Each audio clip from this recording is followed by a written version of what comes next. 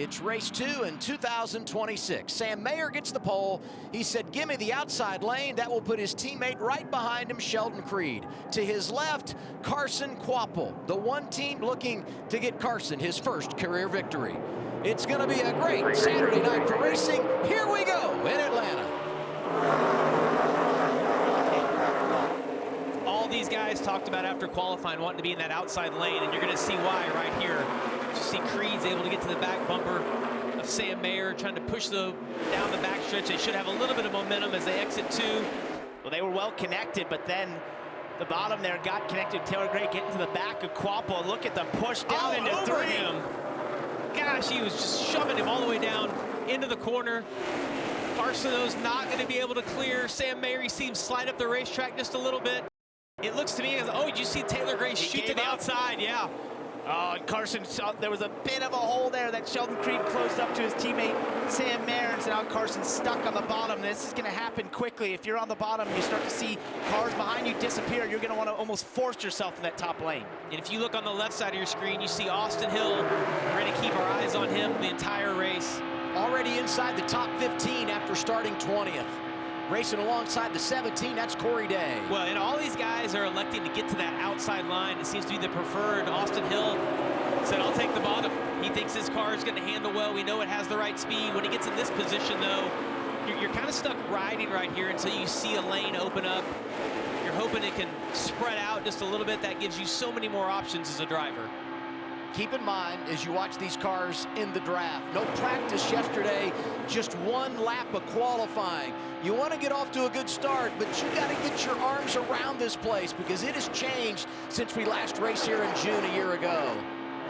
He's stuck right now. Yeah, listen to his throttle, though. We'll ride around here for a lap. Here's top. 3/4 front. 2 out the back. Half in front. Oh, a little shove right there for Gio trying to move that lane along.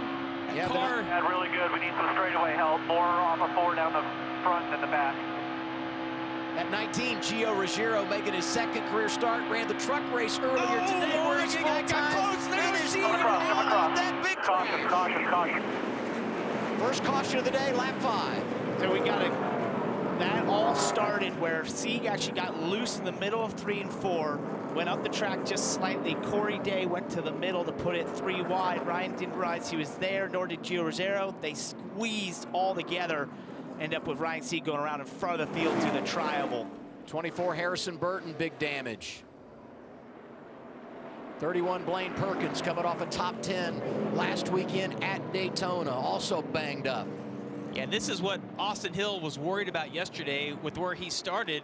But as we were riding on board with him, you saw it happen just to his outside, and he was actually able to sneak by that. I don't think he has any damage. Both Sieg brothers getting damaged. This is the 28 of Kyle Sieg. You hate it because their hometown, Tucker, Georgia, 50 minutes away. Let's listen to some radio. Every week he's an idiot. I don't know why he's in that car. Obviously frustrated and glad to see him walking out of the car. He had a really hard hit into the outside wall through the tri-oval, really flush angle. And I do think this is a bit of just the fight for real estate at this racetrack. So we're a little further back here of Corey Day. Yeah, Corey's actually running 4th right there. You see just to the outside of Carson Kvapil. Well, that's Raja. Oh, it is. I'm sorry. Both HendrickCars.com. Yeah. It gets Just confusing. like, Trust me, the spotters have the same issue. So here we go. You see the 39. Just go up the racetrack a little bit. There was a small wiggle you could almost not see. He doesn't quite realize they're 3 wide right there with Corey Day. Gio Ruggiero's right below him. They all meet in the same spot, and unfortunately ends up with Ryan Sieg going to the wall hard. Yeah, just got to say, here's the deal. It's lap 5, so yeah. if you're Sieg, yeah, you're furious, right? Yeah. It's lap 5. Why are you forcing the issue? If you're Corey Day, that door kind of opened up right there. When I saw it happening when we were on board of Austin Hill, you could see it out of the corner, all this going down, and I thought when Corey went there, I thought, that's an optimistic move. And honestly, as you look at that, the 39 had a little bit of room to his outside. If you're in Corey Day's position, you think they're going to give that to you. But remember, Corey's never been here. The way that dog leg works through the travel, it actually condenses you down, so it's just an awkward spot. You don't want to be in that position.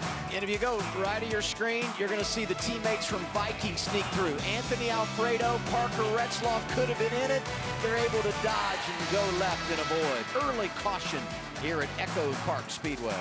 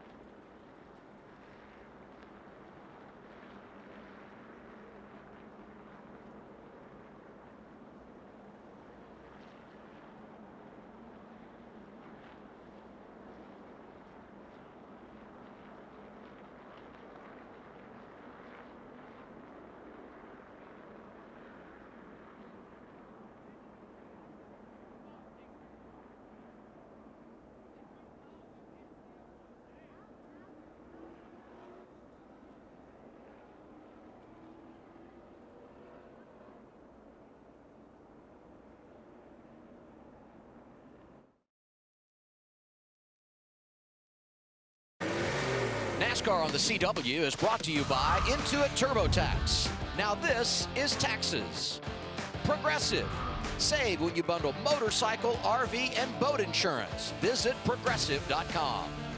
And by O'Reilly Auto Parts, professional parts people. Sun going down in Hampton, Georgia. Early caution for the NASCAR O'Reilly Auto Parts Series. 6 vehicles involved in this one. NASCAR has taken over Echo Park Speedway, and the fan zone is packed with fun for the whole family. From activations to games and giveaways, it's the perfect way to spend the race weekend. And Echo Park Automotive is adding to the excitement with their Green Flag Sales event, offering exclusive deals you won't find any time of the year. They've got plenty of great vehicles that are ready to purchase and drive home. Race fans know that Echo Park Automotive is where car buying is easier, better, and happier.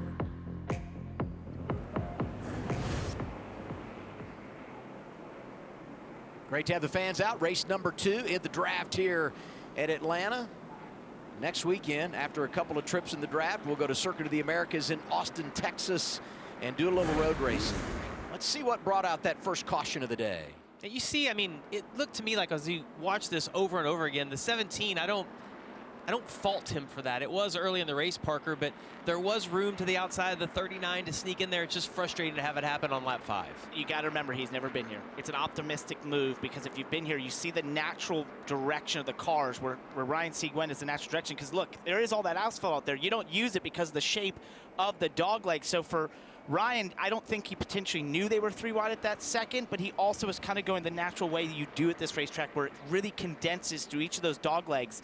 And you'll find if you're way on the inside, you'll end up clipping below that line on the bottom because you have to kind of get some more racetrack. And you also depend on your spotter to let you know who you're racing around. And I think what you referenced there, that Corey's never been here before. So you got to give some people a little more room than others just because of the unknowns.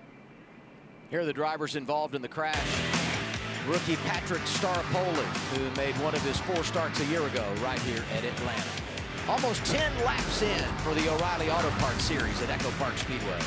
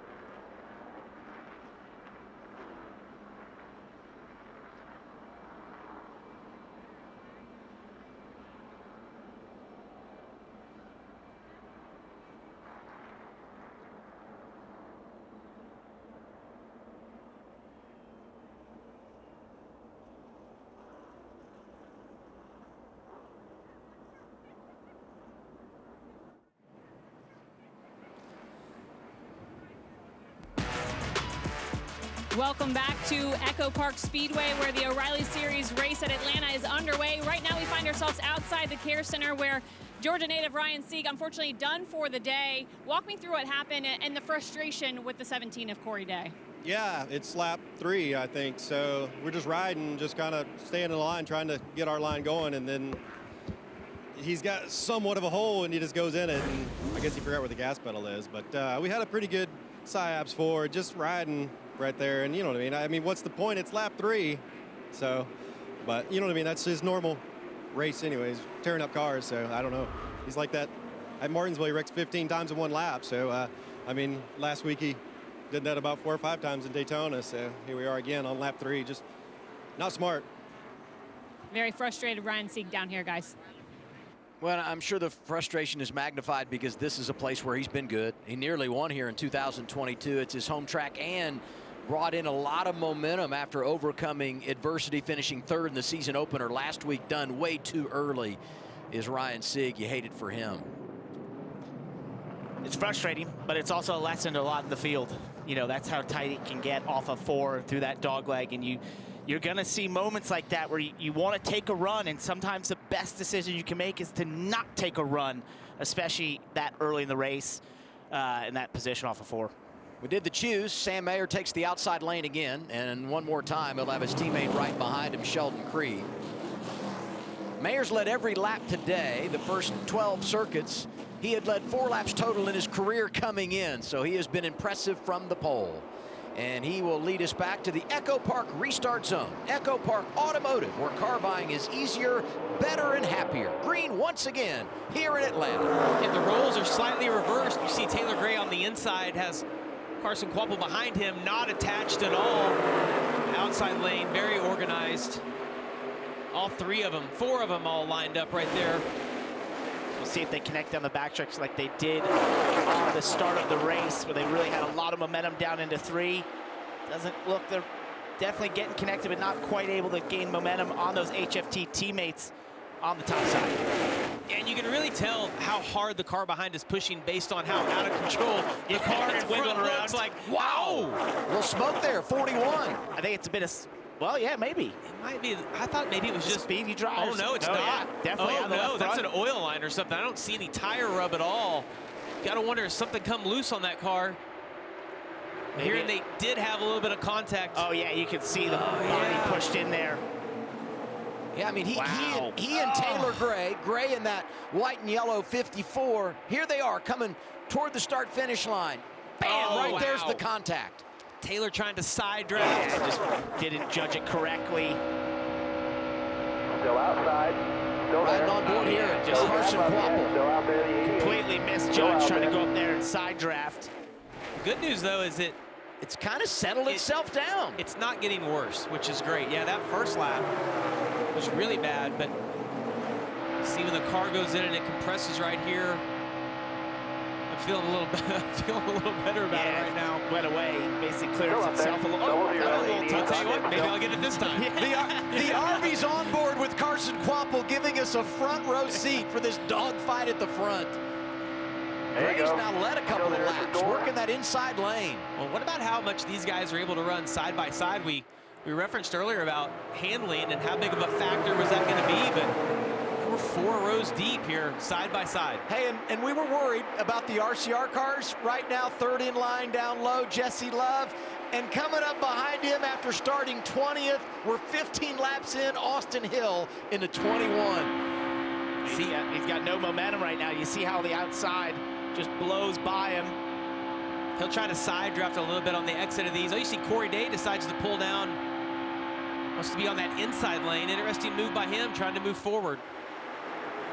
And it's about numbers. You just have to have the numbers on the bottom. But even then, as we go longer into this run, if they start to slip around, you have to get out of the throttle a little bit. You start to see separation in that bottom lane. That's sort of the indication you've got to get to the top, because the bottom is just going to continue to fade. As you see, it really has faded behind Taylor Gray and Carson Kvapil there. That's Corey Day just way back, many car lengths back from them. Well, he is, but he's still ahead of where he was. You see Austin Hill. Austin's like, I'm not 3 following you. wide. That's right. Power move down low. Austin Hill making it 3 wide into the corner. We get a little shove from behind. See both Day and Swalch give him just a little bit of room. Look who's trying to push Austin Hill there. It's Ross Chastain, who said he was starting this race in Buckhead. Yeah, I mean, about 30 miles away from the racetrack, basically. Started in the back, so did Justin Allgaier, and here they are working at the front with Austin Hill. Oh, Chastain is hanging on, not able to stay sucked up to Austin Hill. Hey, we heard Kim talk to Ryan Sieg. He was critical of Corey Day. Let's hear what they were saying, 17 radio after the caution. Tower just wants me to relay that it was lap 4. I get it. The hole was there. It closed up. Not blaming you. Just coming from the tower. Yeah, I copy. Yeah, that wasn't intentional at all.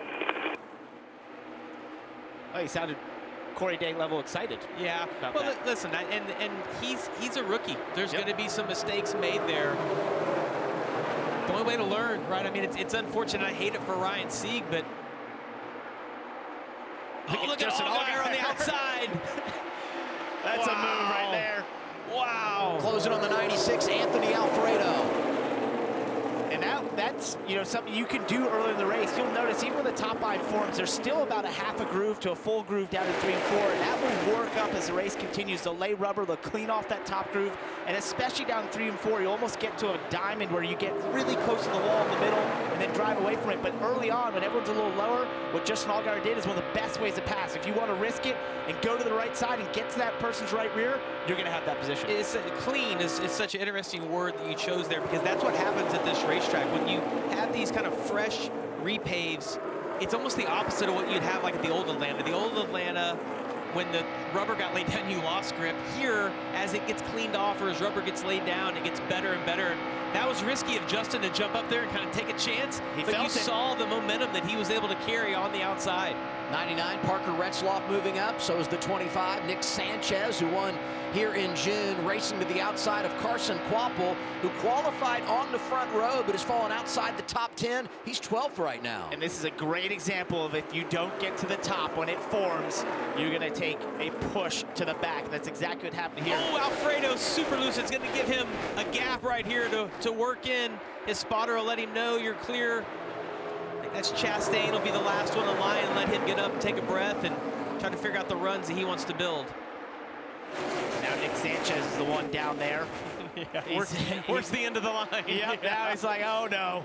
This is not a good feeling. You look for little separations right there behind Jeb before Ross. You might try and move up, and that closed up as well. And you can just see the speed difference if you're not being towed along by that line.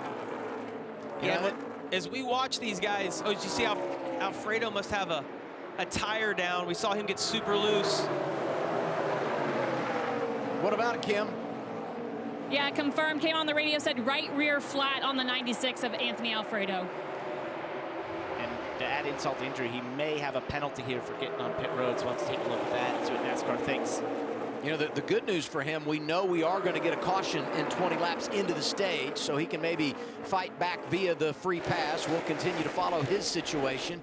See his teammate there, the 99 of Parker Retzloff. Dominating start to this race for Sam Mayer. He's led 22 of 24 laps, and this move was key for Sam to get ahead of the curve and take the top spot. It's Mayer in front of Creed, Caruth, Gray, and Love here at Echo Park Speedway. Men, get ahead of your curve. Explore.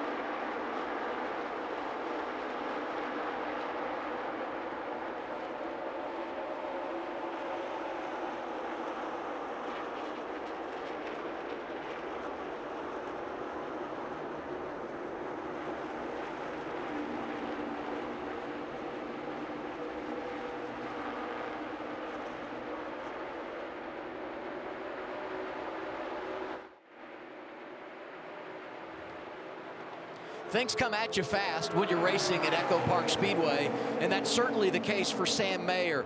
Great start to the event from the pole, leading the race, tire issue.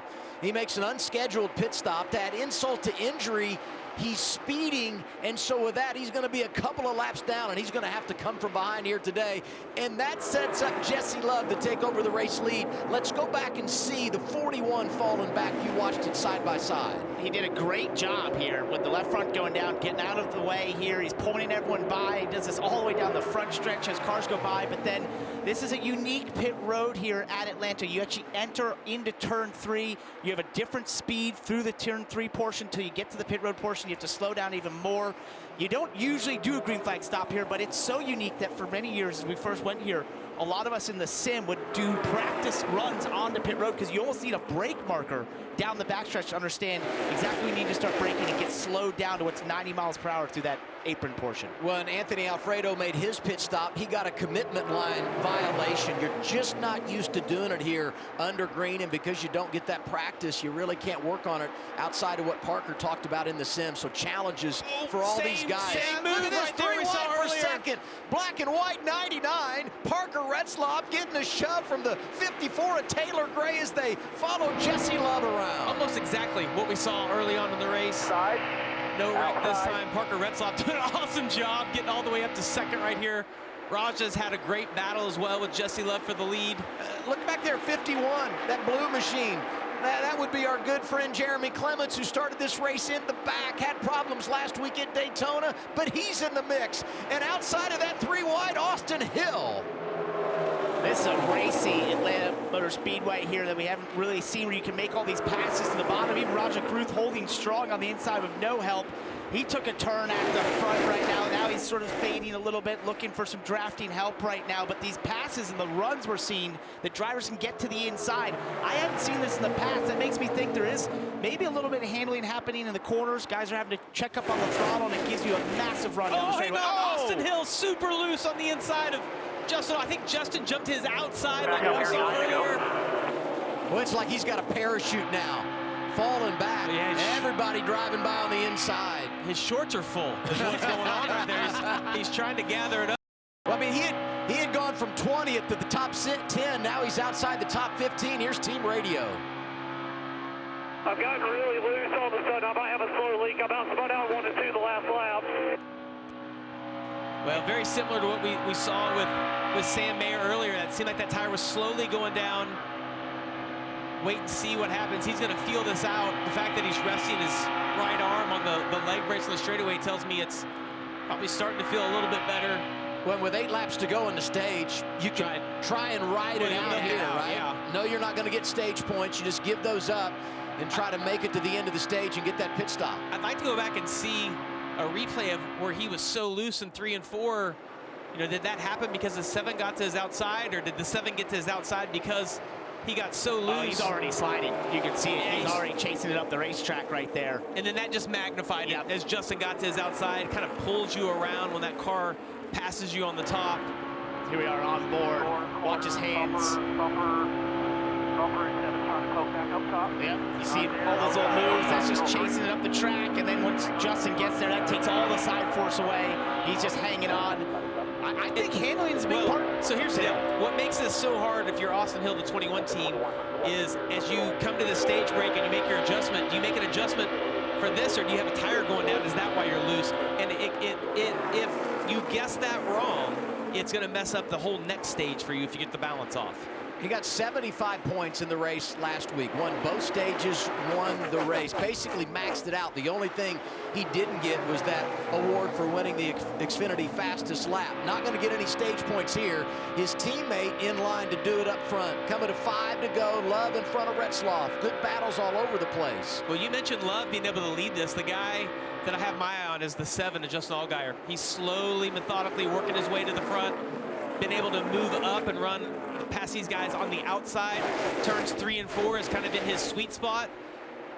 If I'm Raja Caruth in that 88, I want my spotter to tell me where those have been happening so that I can guard against it. You can run just a little bit higher, even if it's not the exact lane you want. Yeah, protect that right rear. If you give him that chance to the outside, he may use it. it's hard to go to the inside because if he can get beside Raja on the straightaway, but if you don't make them clear the pass, or if there's not a lane, a gap in front of the 88, then you go all the way to the back of that line. It's such a gamble. Here's a look at our Powerball power movers. Best of the bunch from the back. Justin Allgaier plus 30. Chastain coming from the rear plus 28. Same for Jeremy Clements and Jeb Burton. Nice start for all those drivers. Second in line on track at plus 19, Parker Retzlaff. Look at Chastain go all the way to the bottom. He passed two cars, but watch how fast they go back by him because of the draft on the straightaway. He's going to go back all the way to where he was, and maybe Here comes Raja. One more. Raja coming off that career best, 10th last week at Daytona. Junior Motorsports put all 4 of their cars in the top 10 in the season opener. 3 there now as we head back to 2 to go stage 1. You saw it's so enticing to do that because you have the distance difference between running on the bottom versus where everyone else is running that top lane. You make so much time in the corner. Can he slot in front of Taylor Gray? He's done. Yes, he's gonna. Yeah, the 54 struggled right there in turns 3 and 4. It looked like he lost the nose a little bit. Maybe the front's not turning as good as he wants. It opened up that gap, and the 88 was able to get. If you watch the 54, he can't stay tight to whoever's in front of him. Going around the lap car, that's the 55 of Chad Fincham. And he's going a lap down now, so he'll be in line for the free pass, and that's big when you think about some of these other drivers that had problems here in the opening stage seeking that free pass.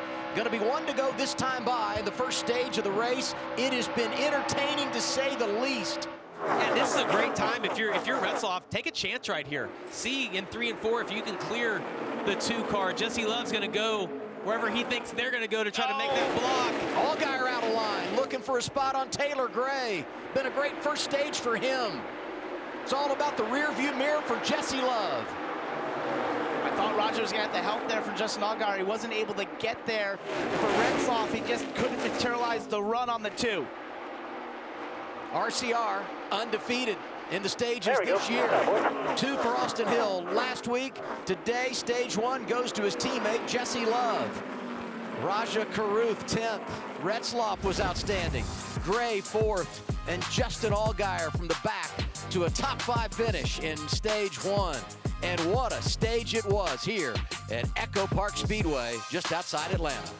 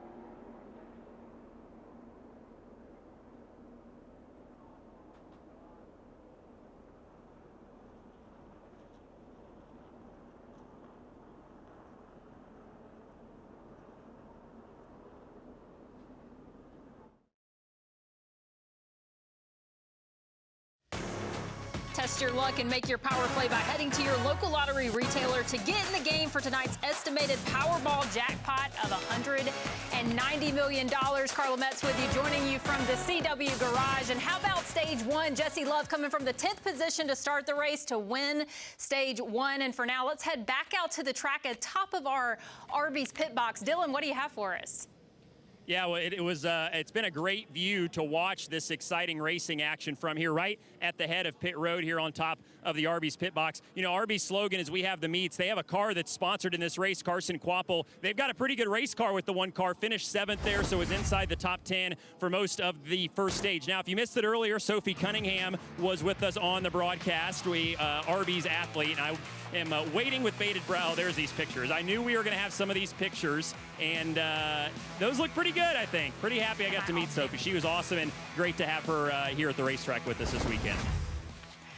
Thanks, Dylan. Well, as we head into the next stage of the race, it is the perfect time to fuel up with our Arby's new $7.99 meat in 3 box. Arby's is giving you a whole lot of food with a classic roast beef or crispy fish sandwich and 3 delicious sides. That's more meal for your money. Scan the QR code to order now in the Arby's app. Arby's, we have the beats. I can't tell what made Dylan more excited, the picture with Sophie Cunningham or being surrounded by all that meat. Well, but did he say that picture looks really good and he was in it? I want to know, does he wear that shirt underneath every week? Is that like a ritual, like a lucky shirt? It's the first time I've seen him nervous. That's pretty funny. It's good moment. Jesse Love wins the opening stage, 7th career stage victory, 6th time he's done it in the draft. Swept the stages here a couple of years ago as a rookie.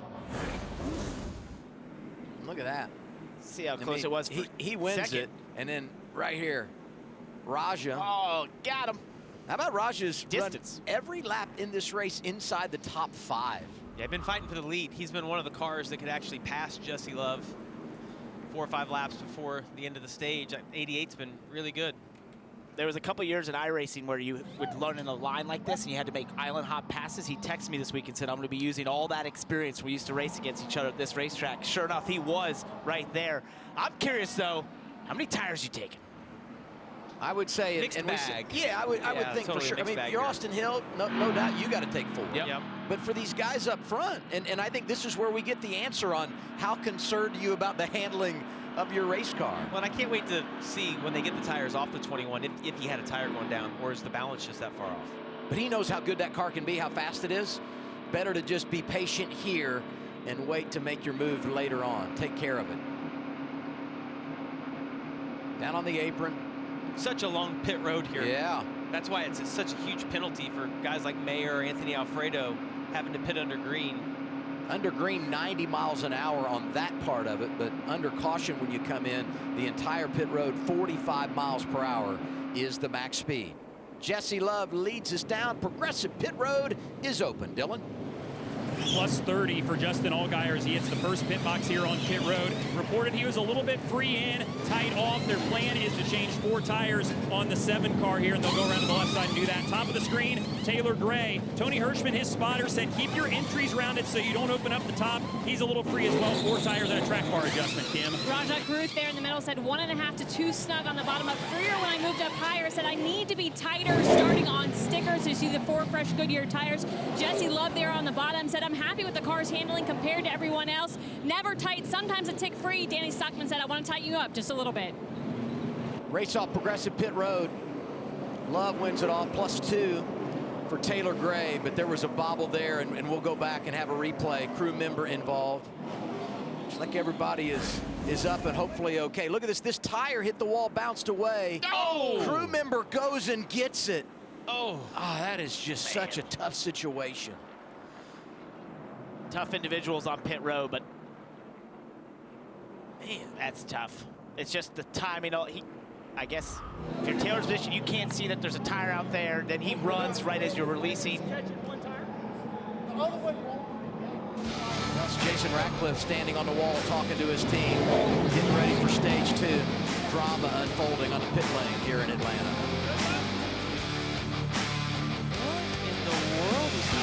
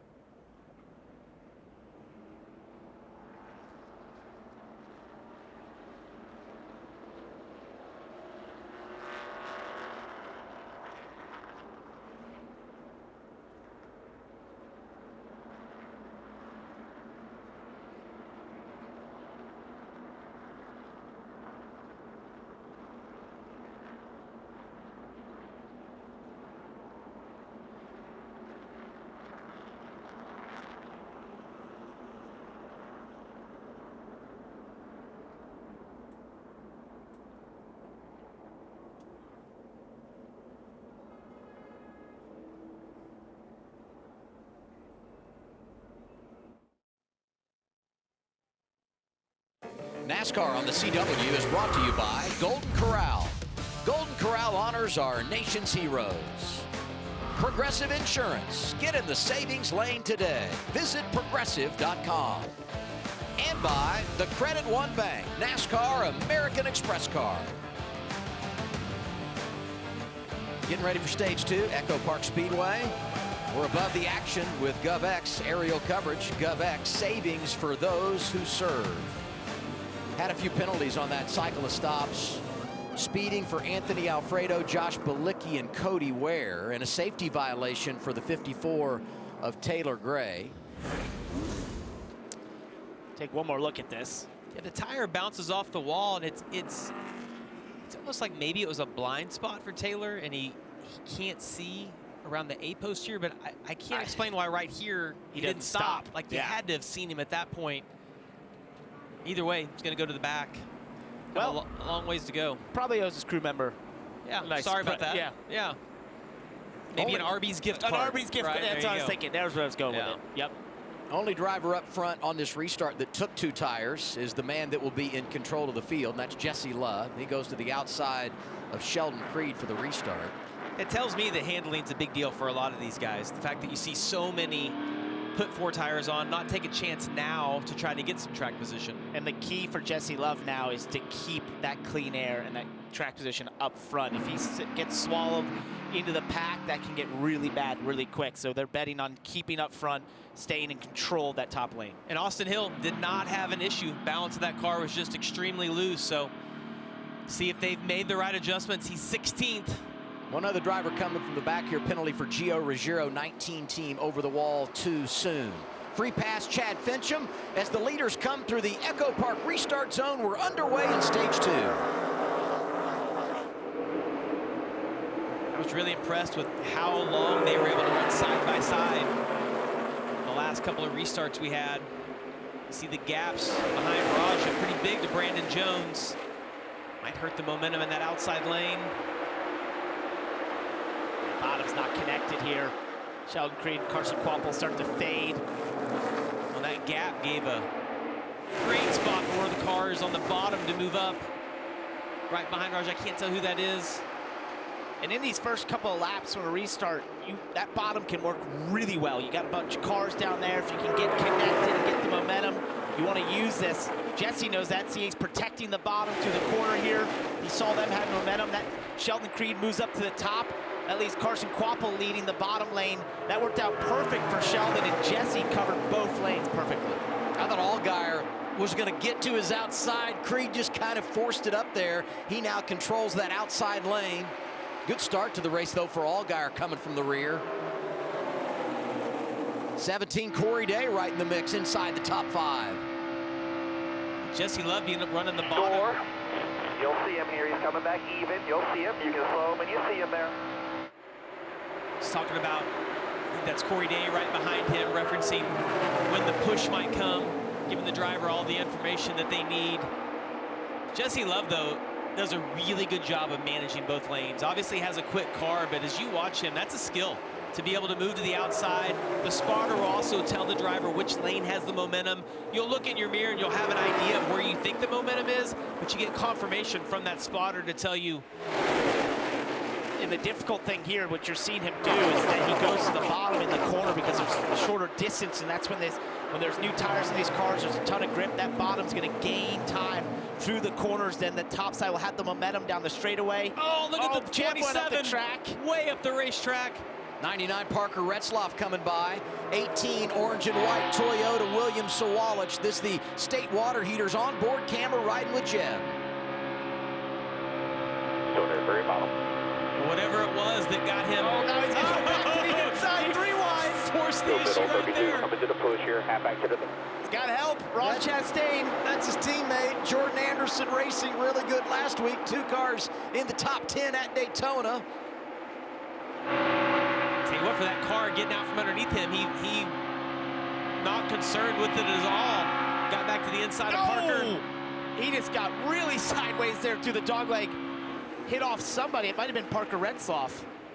I'm not sure where he was on the restart after we executed the choose, but Austin Hill's right back in it, and right on cue down to the inside. 21 getting darty with his teammate out front. You called it, Adam. You see the momentum he had. That's what he's so good at, is generating that run. See, he's going to pull up right behind Corey Day here. Try to give him a little bit of a shove. Maybe hope there's a hole right here behind Retzloff.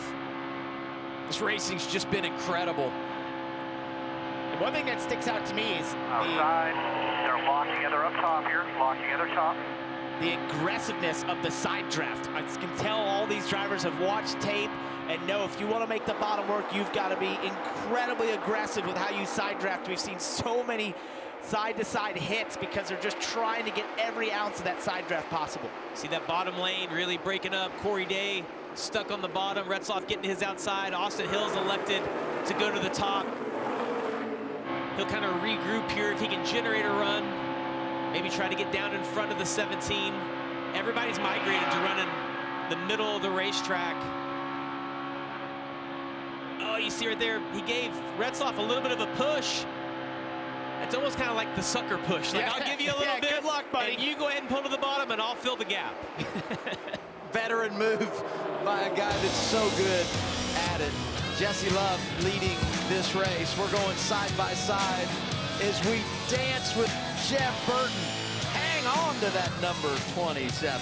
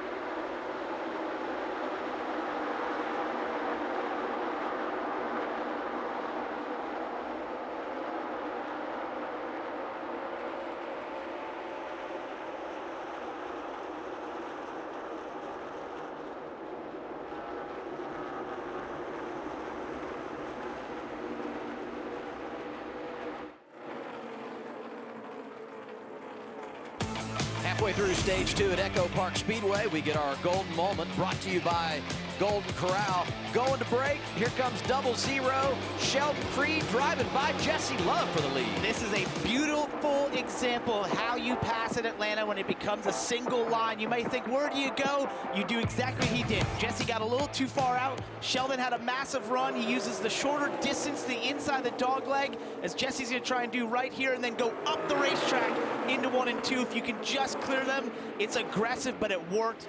Absolutely beautiful by Sheldon Creed. You saw Sheldon turn in a little bit early right there to make sure that Jesse Love couldn't do exactly what you referenced right there by being able to slide up, kind of cut the corner off, slide up in front of him right here. You look at that low lane Love down there. Behind him, Sammy Smith, really good in the draft. Behind him, Atlanta's own Brandon Jones celebrated his 29th birthday this week. Belated happy birthday to him. He's looking for a little draft love at his home track. And Junior Motorsports, after putting all 4 of their cars in the top 10 at Daytona, all 4 in the top 6 here tonight, middle portion of stage 2. And led by that number 7, Justin Allgaier, who's pushing Sheldon Creed right there. We know he was the worst qualifier of the JRM cars because they chose to go for downforce of that number 7. And I just watched this. I see cars getting sideways, moving around. He was the first to go to the absolute top lane and make passes.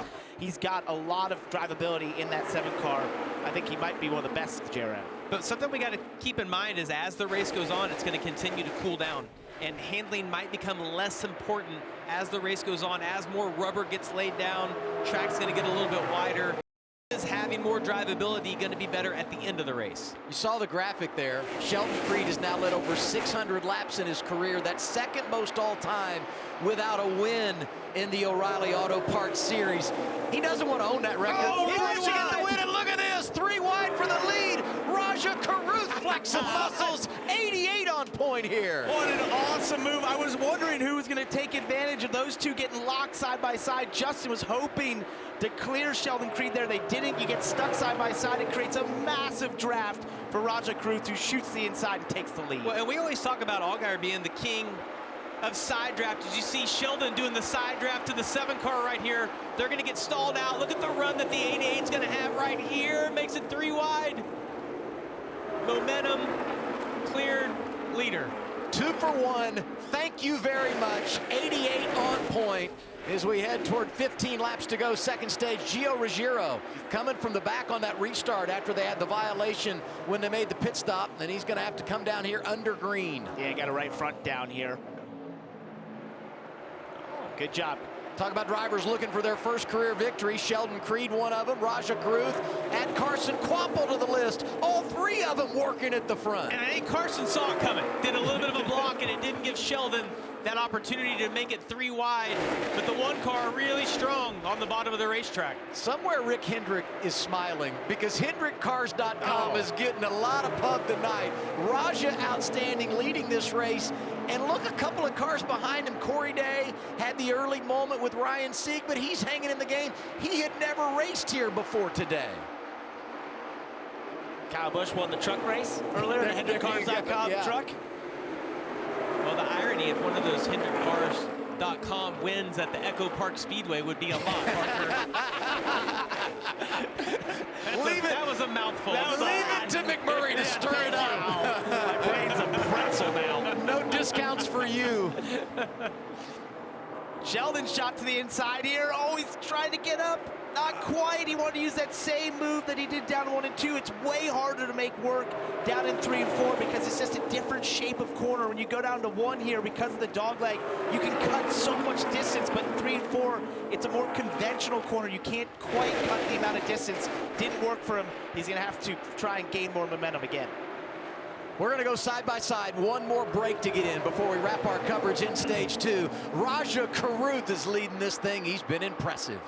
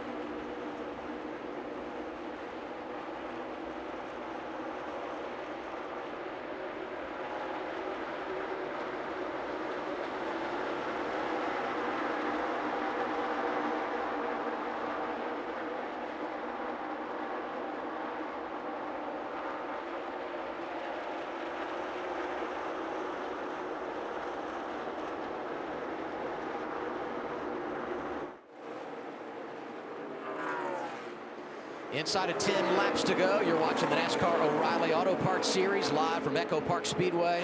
Just outside Atlanta, we're in Hampton, Georgia on the CW with Parker Kligerman, Jamie McMurray. I'm Adam Alexander. It continues to be Rajah Caruth out front. He's got his teammate Justin Allgaier right behind him. And I know we kind of joked about, HendrickCars.com being on those front two cars. The other thing that I want to point out real quick is we come to a track like this, horsepower is everything. The top 6 cars, 3 different organizations, but all have Hendrick Motorsports power underneath them. The next car behind them, the one we have our eye on, is Austin Hill, but HMS has brought some great power here this weekend. It's obvious they've gone to work on this style of racing, showing up here. We get a look back at Jeb Burton off of turn 2. Jeb's going to have his own highlight reel. Yeah, look at that. He did that same thing last year off of turn 2 in this race. That's not a replay of the replay. No. It's a repeat of what he did earlier. Watch this, and it's so late around the corner too. Yeah, that's just it's just uncomfortable. And at this place, you've got to have comfort in that race car to be able to make big moves. You see those moves that Sheldon has made. Rajah down to the inside. The car, Nick Sanchez gets a little loose right there off of 2. Well, handling is definitely an issue tonight because Jesse Love, who only put 2 tires on at the first stage, is back to 8th, right behind his teammate Austin Hill. And the other thing I see is they're all fanned out now. No one's running like in a perfect line. Everyone is getting their nose either a little to the left or a little to the right of the car in front of them. Man, this is fun too. It is you're too, in those cars. So much fun. It's handling well. You're just having a blast. Getting the air to the front of the nose. You see Corey Day doing that behind Justin Allgaier, just peeking out, trying to get some downforce through the corner, then get back in the draft on the straightaway. Going to be 5 to go, stage 2. Want to remind everyone, Sam Mayer started on the pole. He led this race early, had a tire issue, unscheduled pit stop. Then he had a speeding penalty. He's 2 laps down. Anthony Alfredo also had to make an unscheduled stop, stage 1. He is 3 laps at arrears. Couple of good cars not getting the payoff. As we on board with Austin Hill coming back from adversities of his own. He's 7th right now. Sammy Smith's patience have run out. He rode in line there for a while. You see him on the bottom right here. Look at the draft that these guys have in the outside lane. You'll see the 8, then make some ground up just because of the distance. He's got Brandon Jones now coming behind him, trying to help him out. Maybe room to slide up right there in front of Creed. He does. It's exactly what you want to do. So hard, you got to get that little bit of a gap. Creed shoots back to the bottom here. He's going to try to use the distance difference. Is it going to work? Not quite. No, he doesn't get there. That's how long it takes to pay off. You got to wait that whole corner to see if it actually pays off. And it's a risk. You take that run that he just did. On Austin Hill, you saw his car slide up the racetrack just a little bit. He's behind Sammy Smith. They're so hard to stay closed up through the middle of the corners. Hey, Taylor Gray had that penalty when he made his pit stop, working on a spot inside the top 10. He's the back part of that pack and that yellow and white 54. 2.5 laps to go, second stage. New championship format in 2026. No more winning, you're in. It's all about points. Go get all you can in these stages.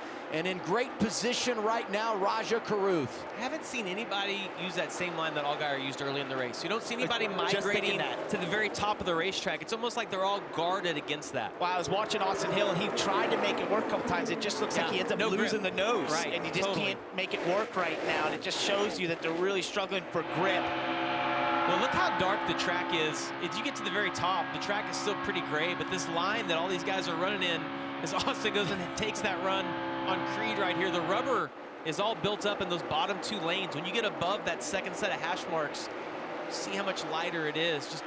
Just not generating the grip. Final lap, stage 2. Caruth, Allgaier, Day.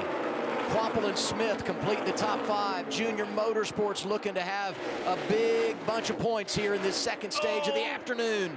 Rajah's got to be careful. Justin Allgaier gets a big run here. Got a push there from Corey Day, but those 2 side by side behind Allgaier is going to help Rajah. Rajah takes a big, huge arc into turn 3. Allgaier's not sure where he's going to go. Coming back to the green and white checkered flag. It's in the air, and it belongs to the 88 of Rajah Caruth. First career stage victory for the young driver from Washington, D.C. Allgaier second, Kvapil third, Day and Jones complete the top 5.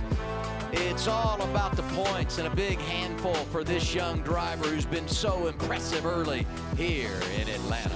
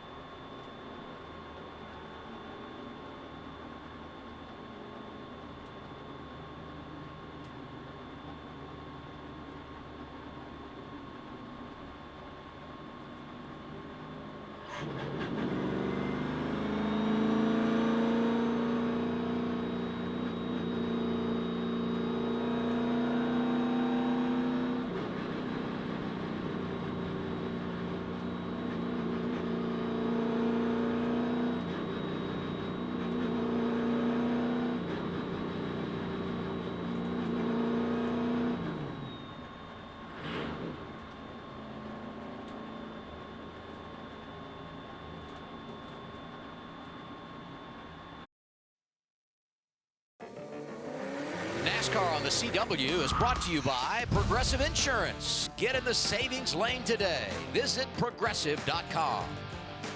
Toyota, let's go places. And by O'Reilly Auto Parts, professional parts people. Stage 2 complete. Let's go to the Arby's pit box and Dylan Welch. Yeah, Adam, and let's check in on stage points as they have wrapped up being scored for the day. Just race points left to decide the finish of this one. Raja Caruth is the stage point scoring leader with 19 points. And want to go back to something his crew chief Marty Lindley told me last week at Daytona. He said, I don't really know what fair expectations are for Raja. We just got to get out of Daytona and here with not being in a hole. Finished 10th last week. High point scores so far here at the end of stage 2. Top 3 in stage points, all from Junior Motorsports as we head into the next stage of the race. It's the perfect time to fuel up with Arby's new $7.99 meat and 3 box. Arby's is giving you a whole lot of food with a classic roast beef or crispy fish sandwich and 3 delicious sides. That's more meal for your money. Scan the QR code to order now in the Arby's app. Arby's, we have the meats. Arby's has fish? How about it? I thought it just meets. Is that a meet? No. Like, Yeah, I guess. Yeah. I think in the best interest of Learn something new everyone every day. involved, we should go to Progressive Pit Road. Please. Back to Dylan Welch. And as we ride on board with the Arby's car, we look out the front windshield at Justin Allgaier, who said his car was pretty good. The only thing he asked for was just a little bit of stability help and some straight line speed if possible. So they'll try to find an adjustment that helps that. Chassis adjustment and I believe just right sides. Maybe, 4 tires for the 7 of Allgaier, Kim. And his teammate Carson Kvapil there in the one-car middle of your screen. Still a bit free, but he said way better than the first run. Entry of 3 was the biggest struggle for him. You see that chassis adjustment. Teammate Raja Caruth there at the bottom in the 88, that stage 2 winner, starting to get a little tight off too. He said, bring me up a number. They'll go back on their last adjustment. Those 4 tires going on the 88.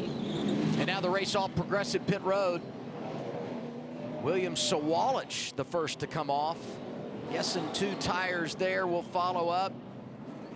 Well, I thought that was William that popped out there. Our board here showing Carson Kvapil, but that's a bit of a miscue there. So we'll follow up on exactly where everybody is as we make the race off the pit lane. And now we go to the replay, brought to you by Progressive. Save when you bundle motorcycle, RV, and boat insurance. Visit progressive.com. There's Sawalich coming off first. Your eyes did not deceive you. I'm getting old, but I'm not that old. We'll reset the running order, tell you all about the strategy when we return.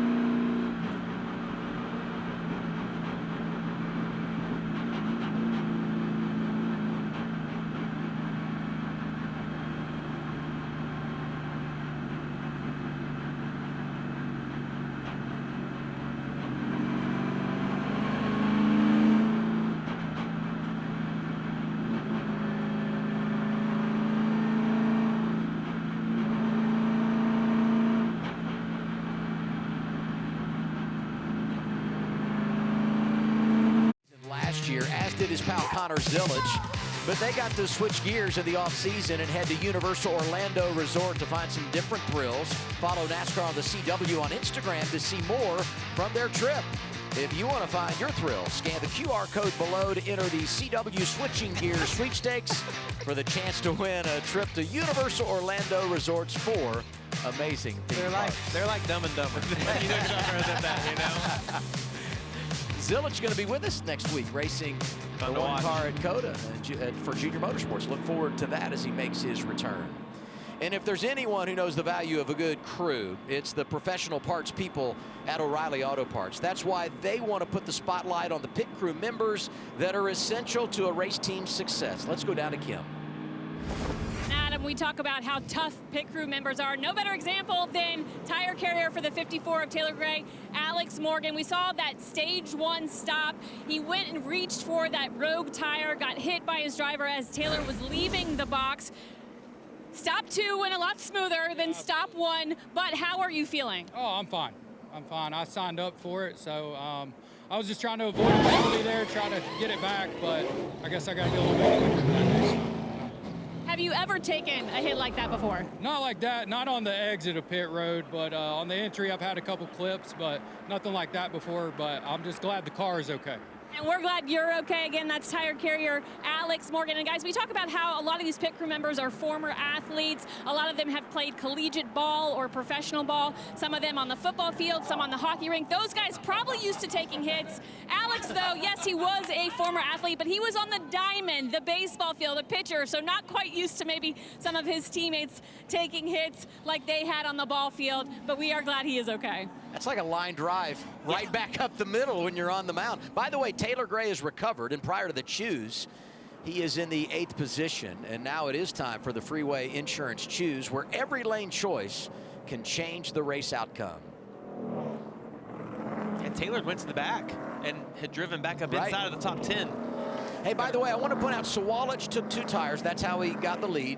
Parker Retzloff came off second. He got 2. Raja Caruth got 4, was the race leader when they came down. He'll restart here in row 3 after losing a couple of spots on the pit lane. Yeah, Nick Sanchez in 12th, who also took 2. He got blocked in his box. He's probably hoping he wished he had taken 4 at that point, being that far back. But for these 2 on 2 tires on the outside of the front here, man, they've got to go. Well, because based on what we saw with Jesse Love, he was able to maintain for a while, but then faded back to 8th, and I thought he had one of the best cars. So, yep, Retzloff and Sawalich are going to have their hands full if this runs green for a while. Now we do some Starkey radio communications. Let's go to the 17.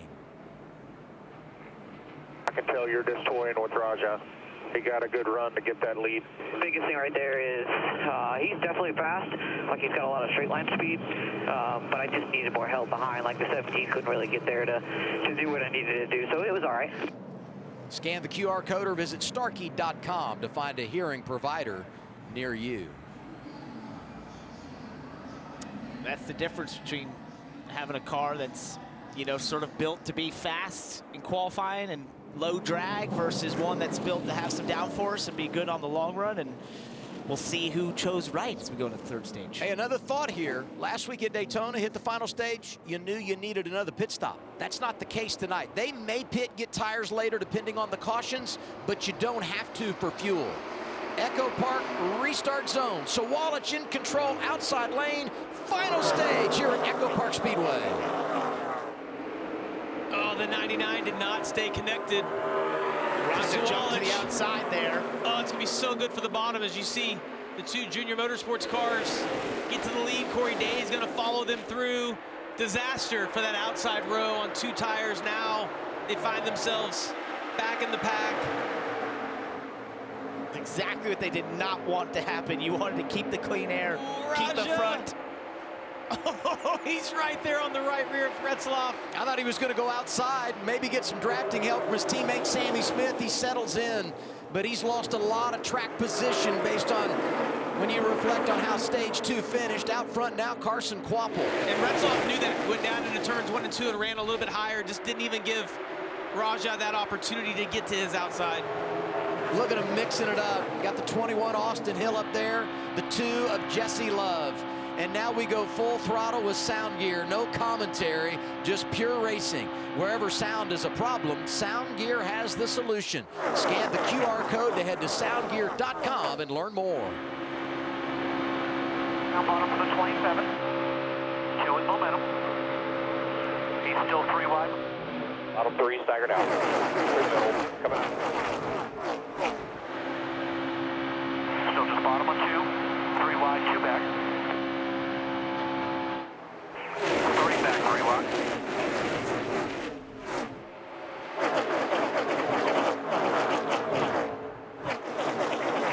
61 laps to go. Final stage for the O'Reilly Auto Parts Series Race 2 of 2026, and so far it has been a thriller. And our stage 2 winner there, Caruth, restarted around 6th. He's fallen all the way to the backside of the top 10, got stuck in the middle there, just couldn't get any momentum.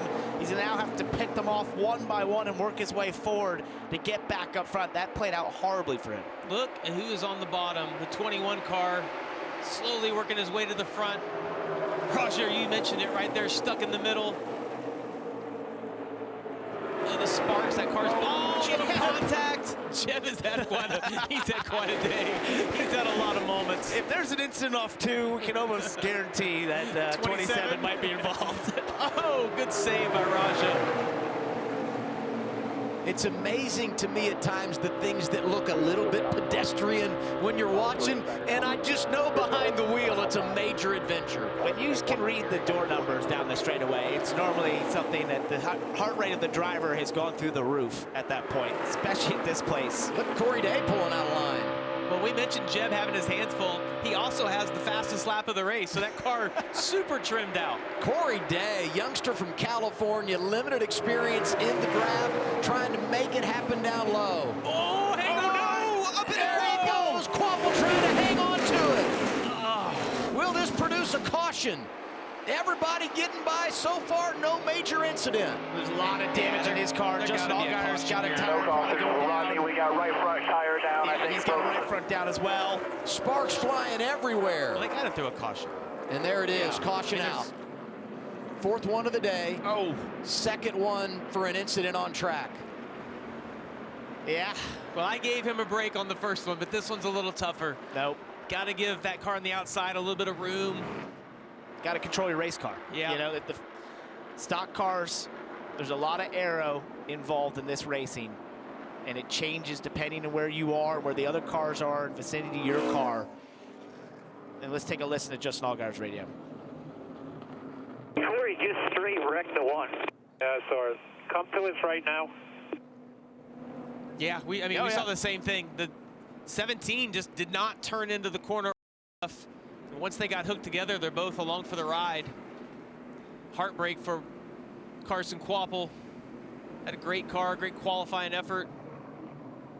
Yeah, 2 JRM cars taken out. And 17 over the last few years has worked closely with those JRM cars out of Hendrick Motorsports. So let's take a look at it here. He went to the inside. You got Carson Kvapil on the outside. That's Corey Day in the bottom. He goes off into 3, and the track sort of loses it. Yeah, he just doesn't get down the track. He almost, either is loose or tight. It's whatever. He couldn't turn the wheel. Couldn't get down. Yep. And, he just oversped basically the entry of the corner there on the bottom. Went up into the 1. Yeah, Carson's going to expect him to be down where you see Austin Hill underneath him. And you said his name, right place, right time. Austin Hill leading again here in Atlanta. This is just amazing.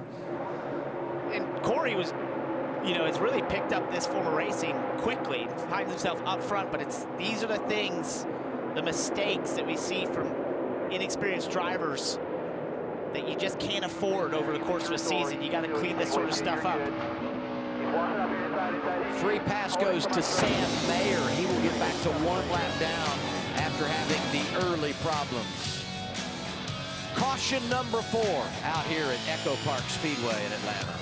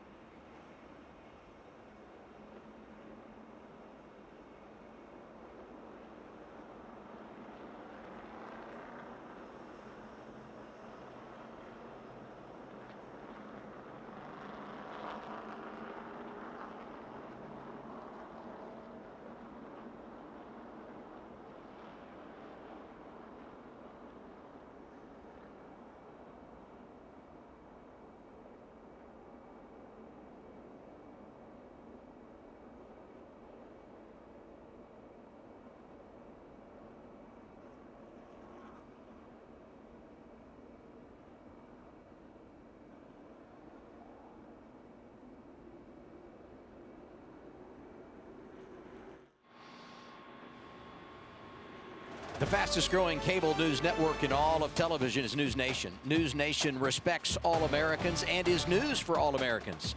To find News Nation on your screen, go to newsnationnow.com.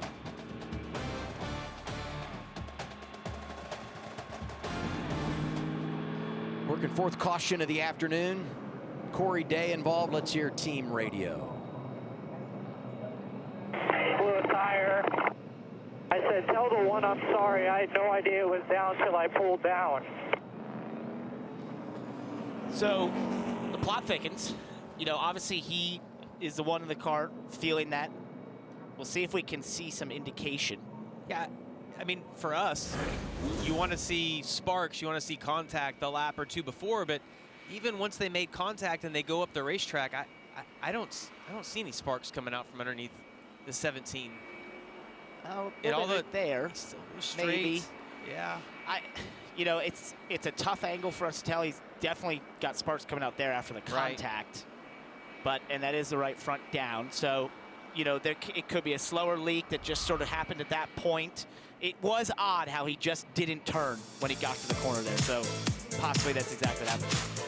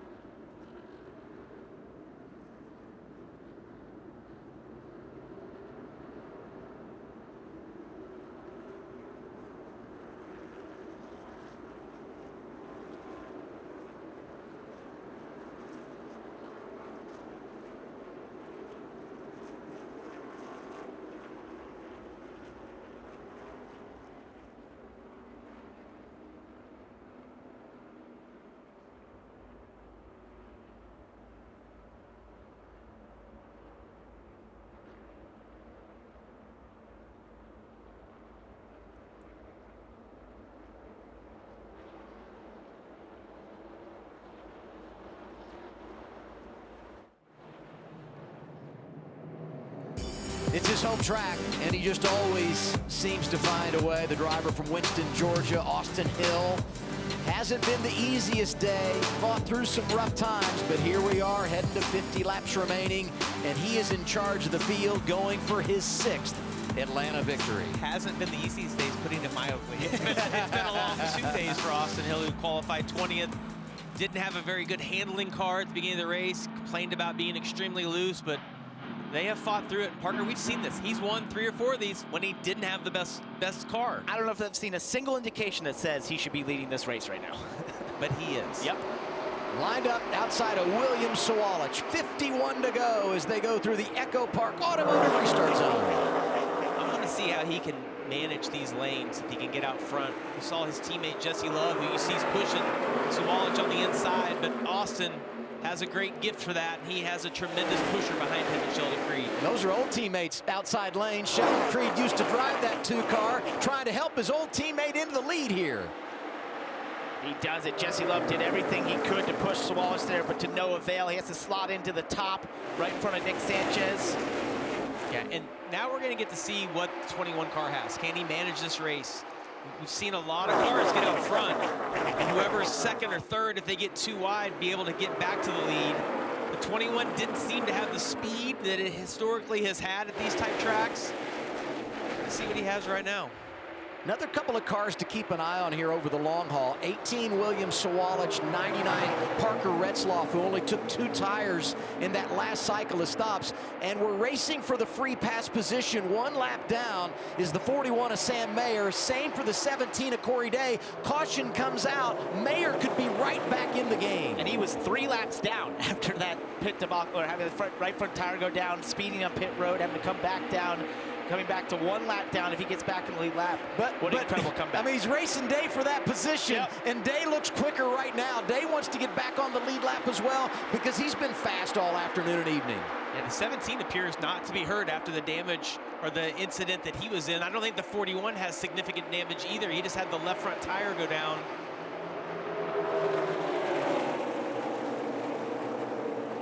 We said it in the pre-race. If you want to beat Austin Hill, you can't help him. If you're Sheldon Creed right now, who's been one of the best at making some of these passes here today to get the lead when we're in this top train of cars, he's got to work to find other partners.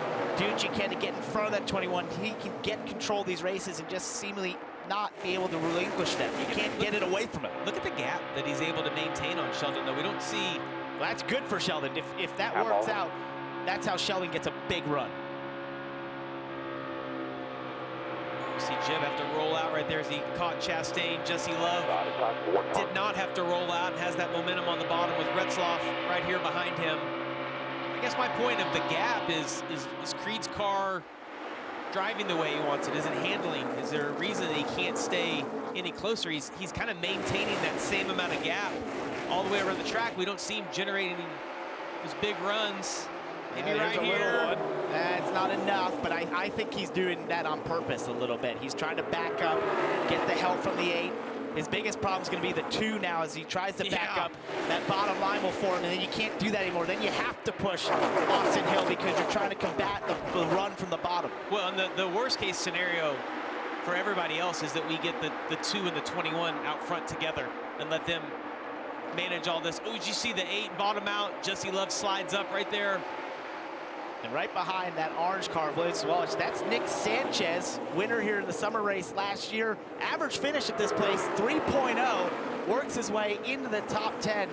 What a great run for him. Had a great run going to Daytona as well. Really fast car there, didn't qualify well in either of these. Sanchez doing a great job. Look at the numbers for Austin Hill. He's gone over 900 laps led in his career in the draft, easily by more than 200, the most all time. Jesse Love closing on 500 in his career. And they might hook up again. Get ready to come up. Hold 2. Hill slides right down in front of his teammate. He's managing both lanes. Creed outside behind him, Love down to the inside. Parker, it's cooling off, and it seems like the RCR cars are gaining speed in relation to the rest of the field. You put any more into that? What do they used to say? Nighttime is the right time? Yeah. I think that was Larry McReynolds. I don't know. He didn't say it like that. He said it. Nighttime. Yeah, it's the right time. There you go. With authority from America's crew chief. Connecticut boy with a southern accent all of a sudden right there. I don't know what that was. I'm with you. It does look like Creed's trying to back up to whoever's behind him, Sammy Smith, and trying to get a run going, but it just not seeing anything develop right now. Let's go to Kim. Yeah, Carson Kvapil had a really fast race car today. Unfortunately, his day ends at the Care Center. Walk me through that incident that took you out. Yeah, I thought first things first, the whole number one Arby's junior motorsports team and the whole pit crew, those guys really did their jobs today and brought me a really fast race car, and we had some really good pit stops, and we were looking to be fighting for a win at the end, but just was controlling the race there, trying to control the top line, and I think we got free, or the 17 got free under me and washed up into us, and I thought I was going to have it saved and slapped the right front and took the suspension out. So just hate it for this whole team. These guys brought me a really fast race car and just didn't get to the end. Spin for Jeremy Clements, no caution. Sam Mayer's like, come on, throw it, I want the free pass. But we let him race on here with 41 to go. And Parker, I love that NASCAR doesn't jump to those cautions, right? We saw that at Daytona as well. If that car could get going, they let it keep playing out. They did it in all 3 series at Daytona. We saw it earlier in the truck race today here at Echo Park, and again right there. It's like there's a little bit of patience right now, just to wait and see with these cars when they end up like this. You see Jeremy doesn't get in the wall in any big way. And that's a tough one because you can't see him from the control tower, kind of get hidden behind that wall, but I like it. I think it's awesome. It's better, the racing. Let these guys keep going. Raja Caruth back in the top 10, scored 8th. After the pit stop that put him back, slid on that last restart. Not too far behind him, Dean Thompson in the 26 for Sam Hunt Racing was a lap down, got a free pass. He's in the mix. I'll tell you what, the 17 car has worked his way all the way from the back and has caught the back of this lead pack right here. I know he's a lap down still, but super fast car. Doesn't seem to have that much damage, little right side bodywork damage, but that car's still extremely fast. Crucially, he's ahead of Sam That's Mayer. what I was going to say. Most importantly, he's in the free pass position now. Look at the speed, though, that he has on the bottom of this racetrack. All those guys on the top and the 17 running right around the bottom. 25 cars on the lead lap. Oh, the 20. That's Brandon Jones dancing in the 20. Let's go to Kim. Yeah, Justin Allgaier also a part of that accident that involved Carson Kvapil. It looks like we have a caution out. We do have a caution, 5th of the day. And it looks like Corey Day, yep, you see it right there, is in front of Sam Mayer. He's going to get the free pass. And with well over 30 laps to go, we're at 38 right now, so we'll get a restart inside of 35 to go. Plenty of time for Corey Day to get back in there as Cody Ware drives away, and there's some debris on track. Yeah, Cody Ware had an issue here on the front stretch right in front of the pack. Started having debris go all over the place. NASCAR had to throw the caution here as they were approaching this. Almost looks like those are spring rubbers that are a lot of them. 3 Just or 4 of them. going everywhere. Yeah. Looks like the back of that car is super low as well, like some suspension is broken in the back. Back down to Kim. Yeah, let's try that again. Justin Allgaier, part of that incident that involved both Carson Kvapil and Corey Day. What do you make of what happened? Yeah, I mean, it just unfortunate spot for us to be in, right? I thought we had a really good logistics Chevrolet today, and I was really proud of what we were able to accomplish, not only on our team with the 7, but all of Junior Motorsports, because it was cool to be up there lined up and have all of our cars kind of leading at different points. And you're in those moments, and I don't know what caused the events that kind of put us in there, but you're just riding along, and unfortunately, just get right there. And I mean, the only option was to go low, and I knew there was cars below us, but just that little bit of damage was enough to break some suspension parts. So I hate it for our team. I hate it for everybody at Junior Motorsports. Andrew Overstreet had done a fantastic job, and this whole 7 team of building a race car. We just come up a little bit short this afternoon. The big thing here for both these drivers, Carson Kvapil, Justin Allgaier, ton of stage points. And, it doesn't get you over the hump, but it minimizes the damage when you're racing in the draft, anywhere for that matter, if you have a problem in the final stage. Austin Hill leading. 37 laps to go at his home track. Can he repeat his past success? Great evening in the ATL.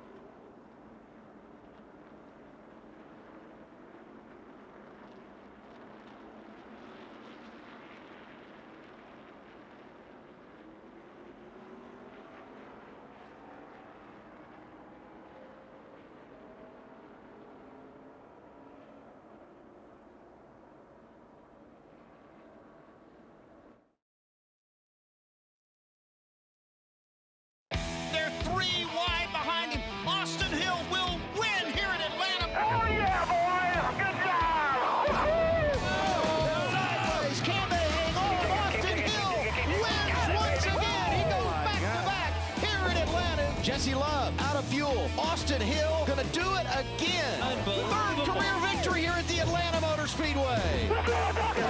Austin Hill will win the dash back to the start-finish line and become a 4-time winner at Atlanta.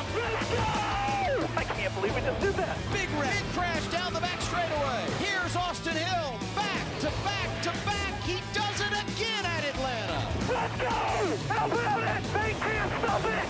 Austin is awesome at Atlanta. Home track, 5 wins. He always seems to find a way. You know, if they put a bowling alley in here and had a bowling tournament, I bet Austin would win it. Because he just always wins here. I wondered where you were going there. What's happening here? Tomorrow the PBA is rolling onto the CW. Don't miss 10 weeks of exciting action. And it all starts with one of the sport's biggest events. The PBA on the CW premieres with a Players' Championship tomorrow, 4 Eastern, 1 Pacific. It's right here on the CW. I need bumpers. I appreciate you laughing at my bad jokes. No, it was good. I was like, I don't know where you're going, though. You need bumpers in bowling or just in life? Both. I don't know. And Here's on the Kim. racetrack, yes. What's up, Yeah, Kim? let's get a Toyota driver update. We're going to get a Toyota driver update on William Sawalich. We talked during our pre-race about his drafting awareness and the comfortability he has and how it's increased exponentially from last year to this year. That showed up last weekend at Daytona. Even though he got caught up in a late accident, he ran up front for the first 100 laps of the race, leading 2 laps. He's also spent a ton of time up front tonight. Although he's in 9th place right now, he has made his way to the front of the field here and there tonight. And part of that confidence that he has now in this draft race has come from experience, but a good portion of it comes from his spotter, Drew Herring. I talked with William this weekend. He said he is one of the best on the spotter stand. In terms of balance, he's bounced between plowing and free all night. They've massaged on that race car. Right now, just fighting a little bit tight for the last 33 laps of this race. Thank you, Kim. Austin Hill takes the outside lane as we do the Freeway Insurance Choose, where every lane choice can change the race outcome. Fans having a good time. And you know who might have a good time on this restart? Those drivers that came down here, made a pit stop, got fresh tires. Taylor Gray is on the list. Luke Fenhouse. Parker Retzloff came down and got 4. Corey Day made a pit stop, but I think he had put his tires on early when they got the damage. But either way, he's back on the lead lap and very much a player here. And I think crucially for Retzloff, he was on 2 tires, basically. So it was a good choice to get those 4 tires. He was also worried about some nose damage on the front of that car. But I think this could play out for him. He's had a really fast car, and now he's got this extra grip with 33 to go. He can still get back there. And in his favor, he scored more stage points in these first 2 races than he had all of last season. How about that? Nick Sanchez, really, really good at this racetrack. Pair of top 5s last year, one here in June, and he'll restart toward the front of the pack. He's another driver, though, that took 2 tires when he made a pit stop at lap 94, so keep an eye on that 25 as we go over the course of the last 30 laps of this event. Going to be 32 to go when we return to the green flag. And surprisingly, it's all RCR out front. We didn't know if we'd get there today, but here we are, rinse and repeat in the draft. Creed was a great pusher on that last restart with Austin Hill. Expect to see more of that again. Hill and Love through the Echo Park restart zone. Sheldon does it again. Total disconnect on the bottom there. All 3 of them hooked up on the top. But really, this is what Sheldon Creed has to do. He's got to push Austin out here to break the plane of the bottom lane, get away from it, and then he's got to hope to back up eventually and be able to generate some momentum to make this pass. As you see Jesse Love with a big run down into 3. 4th car in line, outside lane, Raja Caruth. He's gonna clear it right Look here. at this, down to the inside, they continue to race and he's out front. All right, erase everything I said. That's exactly what you didn't want to have happen for Sheldon Creed. There are 2 of those RCR cars now in front of you. Hill in front of Love, Creed is right there, Sammy Smith, and right behind him, Raja Caruth. Curious to see if Jesse Love, who's behind Austin Hill right now, can he generate the run that we did not see Sheldon Creed be able to do. Sheldon has been a really good pusher, but as I watch him, it's just the gap seems to stay a little too big on the 00. The 2, though, has been able to, he's gonna get a little push here from the 00. See if he can do anything with it. Stay in line. I've got my eye on that 88 Raja Caruth, 1 stage 2, a second in stage 1. Disappeared for a little while, though. I think, you know, he's just got to get the momentum here start to have those ability to do some of those island hops that he did earlier. But I would say what a statement he has made. Yes. Because if you're at the front all night, you don't really learn. He was put behind the 8 ball, but has been able to find his way back to the front. Major statement about his maturity. Parker, I think you make a great point about how he was able to island hop earlier in the race. Unfortunately, when it gets down to the end, everybody knows that you did that earlier in the race, and the spotters will tell him, hey, be careful. That remember what the 88 did earlier on, or X-Driver. Guys all tend to remember that. Well, you talk about potential teammate help. His only team car up there now is Sammy Smith, with Kvapil and Allgaier out of the race. Although, as you talked about earlier, here we go. Teammates don't play as big a role here. Push Atlanta. Creed tucked up behind Love. Will they make a move around Hill? It was a great perspective we had from up top. You could see both Creed and Jesse Love being able to generate that run. I thought they were going to get there. Jesse Love, though, opted to stay in line. It's late in the race, so if he makes that move and doesn't make the pass, he has potential to fade way back. All those cars lined up on the outside. Look, he's going to do it again right here. See if that 00 can get to his bumper. Give him a push all the way down the front stretch. Here we go. He's there. Not quite the momentum. Nope. Oh, it's great, though. I love watching Jesse work it. Jesse, this is a late one. 2 car down now. Jesse Love looking for the race lead, trying to get around his teammate. Side by side for the top spot. Oh, there's contact. And Creed trying to take advantage of the 00. Oh, they lost the momentum. Creed's going to be able to slide up in front of him right here. Ross Chastain is right there. So is Brandon Jones. Incredible stuff. 00 on point. That played out perfectly for Sheldon Creed. The RCR cars slowed each other down. He had a monster run off for turn 2, utilized it perfectly. Sheldon Austin Hill and Jesse Love got together, almost getting Austin sideways down the backstretch. And Jesse was so worried about getting back in behind Austin so he didn't lose all that position. He clipped his bumper a little bit, hurt their momentum, as you see Austin now trying to get back to the inside of the 00. Can tonight be the night? Is Ross Chastain to the bottom here? Not quite the momentum. 15 second place finishes for Sheldon Creed, leading with 25 to go right now. 3 times he's been a runner-up in the draft. Maybe tonight is the night for the man that's been a bridesmaid so many times. And this is how he got the top spot. Look at this though live. Chastain trying to take it away. Push from Brandon Jones. Jeff Burton is there. And Taylor Gray on those fresher tires is right back at the front. That was a mistake by Austin Hill to get to the middle there. Now real tight for turn 4. I think Austin Hill's going to be okay, though. That bottom line's going to be the one that struggles right here. The momentum's going to be on the outside. Oh, Raja into the wall. Oh, hang on to it. Gosh, still sideways. What a save. That was remarkable from Raja Caruth. Tell you what, Austin Hill powered back through there. That's kind of the old Austin Hill. It's what we're used to seeing. Creed's able to stay on his outside, though. I'm telling you, where he was a lap ago, Parker, to where he is now. 21 cars, got a lot of speed in it here at the end of this race. He's got his teammate right behind him. Oh, Raja.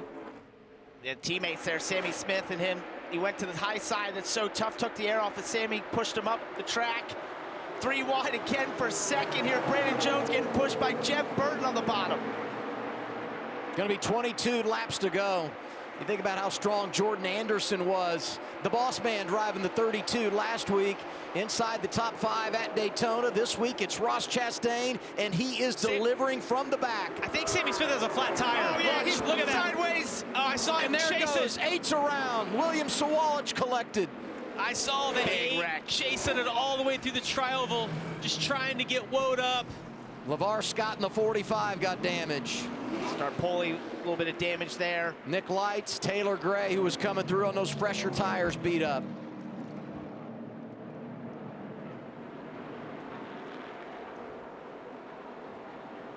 What a race for the lead. Great here. eyes by you, by the way. Wow. Well, even at 49 years old, I was Parker, gonna say. I can still see a TV monitor. You know, I think about this for Joe Gibbs Racing. All 4 of their Toyotas failed to finish last week at Daytona. 3 of them involved in this crash here with just over 20 to go. That's such a shame for Sammy Smith. He's doing a great job once again at one of these drafting races. He's perennially there in the top 10 and top 5. So you got the pointed right this out, Jamie. Yeah, we got the right car marked here. It's the 8. See if there's any contact. I don't think anything from right there caused that, but you see how that car's dancing, wiggling? Yep. It's got like a left rear, right rear tire down. He's just trying to hang on to it. Well, this is from when he got together there with his teammate Raja. So that was about a lap earlier out of 2. They got together a little bit on the high side. Raja was to his outside on the right rear, took some air off his spoiler. He went up the track, they touched, and I'm sure that cut that tire down. And you point out the wiggles down the straightaway. That's the indication something is wrong, and now he's just hanging on. He's trying to hold it on to it. Yeah. Speaking of Raja, I mean, look at the 88 dive down and miss that. He gets a little left side damage hitting the 87 of Austin Green for Raja. And hey, celebrate Austin Green, who's knocking on the door of the top 10 in the draft. Oh, Brennan Poole gets caught up in that as well. Shame. Ryan Ellis, Silvar Scott come in from the back. Mason Maggio, 91, got some of that. Yeah, they're just, you know, LeVar Scott right there. He got on the brakes, lost the rear, and now you're just chasing it the whole way, hoping the path opens up. Hey, it eliminates some really good cars here. Free pass goes to Sam Mayer, who will be back on the lead lap. Right here is the contact that Parker was referencing. It probably did cut down that right rear tire, a slow leak, maybe cut the sidewall a little bit. Lap later, we see him have that issue. If you had your memory in my eyes, we'd be a team. We would be good. Maybe that's how we end up here. Maybe. In this job. Yeah, I don't know. That's good. They saw that. Just proud to be your teammate. Yeah. and Adam. Yeah, it's here too. I like how you worded that. And Adam. Believe me. Oh, by the way, is a phrase I've heard a lot in my life, okay? Let's get an update on Austin Hill. Here's Kim. Yeah, if you guys remember when I talked to Austin Hill yesterday during qualifying, I asked him how many friends he has out there, and he said, well, for most of the race, I've got one friend. That's my teammate, Jesse Love. And then he said, when it gets down to the end of the race, probably 20, 25 laps to go, I have no friends. Well, we might have just seen that in play. We saw Jesse Love get a little racy with his teammate, Austin Hill, possibly costing both of them the lead. Here's what Austin thought about the move. Here's in-car communication, courtesy of Starkey. The way it looks, 2 doesn't want either of us to win, so that's fun. Yeah, all good here. We'll just do our thing here. Eyes forward, we'll be fine. Well, that's what happens when you win 5 times at a track, right? And your teammate wants to beat you. It's the way it works. We're competitive and totally understand. You see these two guys side by side. This is where Jesse tries to get back in line behind him. And I think the problem with the move by Jesse was it was late into turn 1, and Jesse had done some great island hops where you do that earlier in the dogleg, because then you have the advantage of having a shorter distance. You can shortcut the track down into turn 1. He did it so late into turn 1, it was going to take a miracle to be able to clear the 21, and that leaves them side by side and just leaves them both vulnerable. Yeah, the one thing I would say is if you're thinking logically, right? You're thinking the way that Austin Hill was thinking. If you're in Jesse Love's position, do you just try to catch him off guard, right? Maybe they're going to run high, maybe, right? He doesn't think this is going to happen. Well, he doesn't have the run, right? You let your guard down, and you referenced that earlier. That happens. You let your guard down for just a second. Oh, I wasn't ready for that, and the pass could have happened. You know, it's funny. Last week he wins at Daytona, and after the race, they asked Austin Hill in the media center about having help in the draft. Here's what he said. I was very surprised. There was a few times that, you know, the 88 made a move on me one time. He made a great move, got inside of me, and his teammate, like the one, didn't even go with him. And I'm like, well, that just helps me. I appreciate it, you know. So there's a lot of times that, like, I don't have any friends out there a lot of the times, but I have friends, like, because they're screwing each other over, and then it's helping me. I don't disagree with him. You know, we pointed out in the pre-race where especially the JRM teammates, were racing each other so hard, they sort of gave him the win in stage 2 in some respects at Daytona. But in this situation, I think part of why Jesse makes that move, though, to defend it in some respects, is it's so hard as you get late in this race when you're running the top side not to take a run, because you know you might not get that chance again. Let's go down to Kim. Yeah, you see the 88 on the left of your screen of Raja Caruth. He did get a little bit of damage. They're going to put 4 fresh tires on it, fuel, and clear the fenders. Corey Day also in.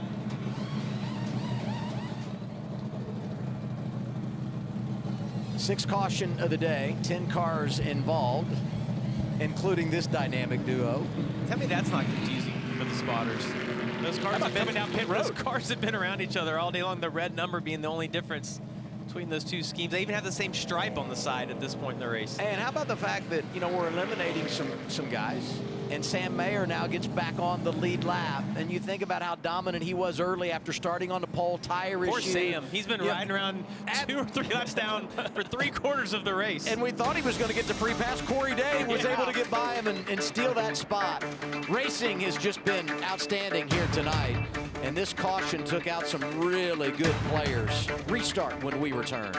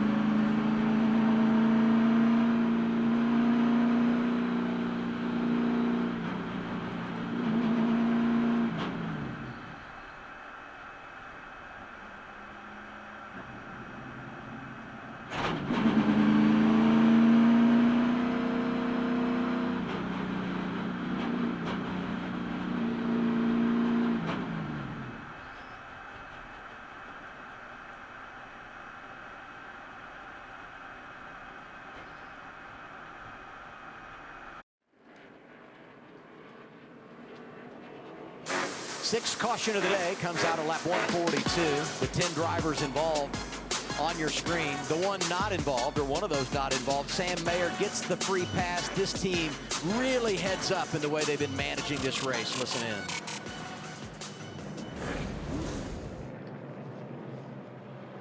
Pull down the back. Crew chief wants you to pull down here. Let's get to the back here. I know, I'm with you. He kept saying he would rather be up there. I'm with you. That's Kevin Hamlin, the spotter. Jason Chicheri had told him, look, I can see the wreck getting ready to happen. We're the only car 1 lap down. We have nothing to gain by being up in the middle of this pack right now. Let's fall back and miss the wreck. And they called it right. And now they find themselves in a great position with a car with a lot less damage than other cars in the field. There are points in a race, especially in NASCAR, where you need to take the racer out of the equation and it's say, so hard to do. We have to manage this race in the situation we're in for our best advantage. That's exactly what they did. A smart decision. And you know, you look at Jason Trincheri. These two were together last year, but they were Ford. Now they're Chevy. Jason had so much success as a Chevy crew chief when he was with A.J. Allmendinger. And I know that was one thing that they were really excited about, the familiarity of working in the Chevy camp. They had good speed last week. They were crashed out. Good speed again this week might get the payoff. This is such a classic case of when you're inside of the car, it's hard to know the big picture of what's going on. When you're the crew chief on the box and you're watching this on TV and you have the data in front of you, you see such a different race and you see so many different things. Jason Chicheri being a great leader right there made a perfect decision at the perfect time, and now they find themselves, as you said, Parker, in a place they can go score some great points. Going to do the choose here with 15 to go. We'll get the restart with 14 to go. Ross Chastain trying to get Jordan Anderson racing their second win all time, goes outside. Austin Hill to his inside. Ooh, this is a fun duo to watch out front, huh? Yeah, Jesse Love being lined up right behind him, who's been a great pusher on all these restarts. Has there been a restart that Sheldon Creed hasn't been the outside in second row? Not the last 2 hours. There hasn't. Literally, he has been in that position perennially through this race. Great position for Ross Chastain because we've seen Sheldon push the car in front of him so far out each and every time. Another thing just to point out here is the driver that's restarting on the front row outside, Ross Chastain, Cup driver. Cup drivers are extremely talented, and that is the one thing that Austin Hill has not had to fight in a lot of these wins is Cup drivers being in the race, being in good cars. It's gonna be fun to watch these two guys battle it out. Raja Caruth just outside the top 10. Here's team radio. So I'm just saying, you're going to have to take every run. Some will work, some won't, but we're going to have to be on offense all the time. Can't sit on the outside just kind of hoping they'll leave you at the top. You might have to take some low stuff. Yeah, it was killing me sitting there, but I just knew I had some time left, but now I don't, so. It's good advice. You got to take the runs, especially when it's late, and that's why Jesse took that run he did on the 21. Dale's seen the same thing, especially at that time when they were kind of in that top line riding. That's when you want to try and take those chances because you have some time to make it back up. Well, with 14 laps to go, they're all going to take now all you got to the runs. go. Yeah, But everybody was going to do that anyway. That's right. I love Junior coaching him because he's such a student of the game, talking about Raja Caruth. Green flag back in the air. Ross Chastain in charge. Oh, the bottom is not connected. Sheldon Creed, though, once again delivers. You see him shoving all 32. Restart pusher and Sheldon Creed.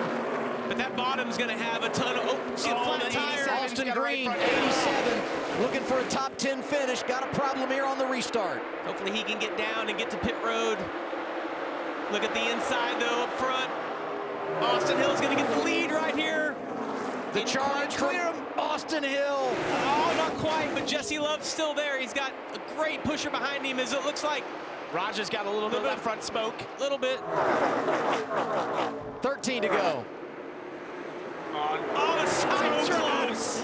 Both of those guys, the 21 and Chastain, side drafting on the entry of the corner. And there's smoke everywhere. I mean, it's hard telling who's got damage and where the smoke is coming from because so many of these cars have been damaged. Creed pushing Chastain in the outside lane. Talk about taking runs. Look at Raja Caruth right there. Is ripped through the field. Now right behind these lead 5 cars. Yeah, Raja's got a little bit of damage. Like the splitter, I think, is knocked down on that car, and it's dragging, but it hasn't seemed to affect the speed of the 88 car. It really is incredible how dinged up he's gotten tonight, and he just hangs in there, and there it goes. Another save by Raja Caruth. Hitting the outside wall. That's Josh Williams in the 92. Huge contact by the 92. Oh, hard in the inside wall. Caution is out for the 7th time. He had to have gotten hooked when someone checked. Like maybe he checked up for Raja because he saw what was happening. Whoever was behind him did not. Yeah, it definitely got hit. What a save by Raja there, but you know, Josh was just reacting what he was seeing in front. I believe it was going to be Sam Mayer that possibly got in the back of Josh Williams. I think and Sam Josh had a huge run coming off the top. And Josh did a Your great fault, job bud. there. There was Not your fault. There was a chance where he was going to hit Raja as they were slowing down on the backstretch and got the car to spin back around, but then got in the inside wall. So you see the tire left rear going down. There's the hit. Sam Mayer into the back of Josh Williams. Our scoring monitor showing Mayer 9th, Day 10th, and both have taken a free pass here recently in the final stage. Yeah, recently. Look at all the wheel. What car control. Talk about growing up quick. And I know he had starts in this series prior to this year, but just an amazing couple of weeks for Raj and all the things that he's had to deal with, overcome, and the show that he's put on. That was great by Josh. He was going right towards Raja, got the car to whip back around. Unfortunately, then got into the inside wall, but he saved a race car there for Raja. Well, and Josh hitting that wall and stopping saved the 88 as well, because they can come in, put a new left rear tire on or left side tires on. You know, so many times when you race in the draft, it's a game of survival because you know there's going to be attrition. We certainly have had that in this race. But I look at our running order, you can see it in the bumper.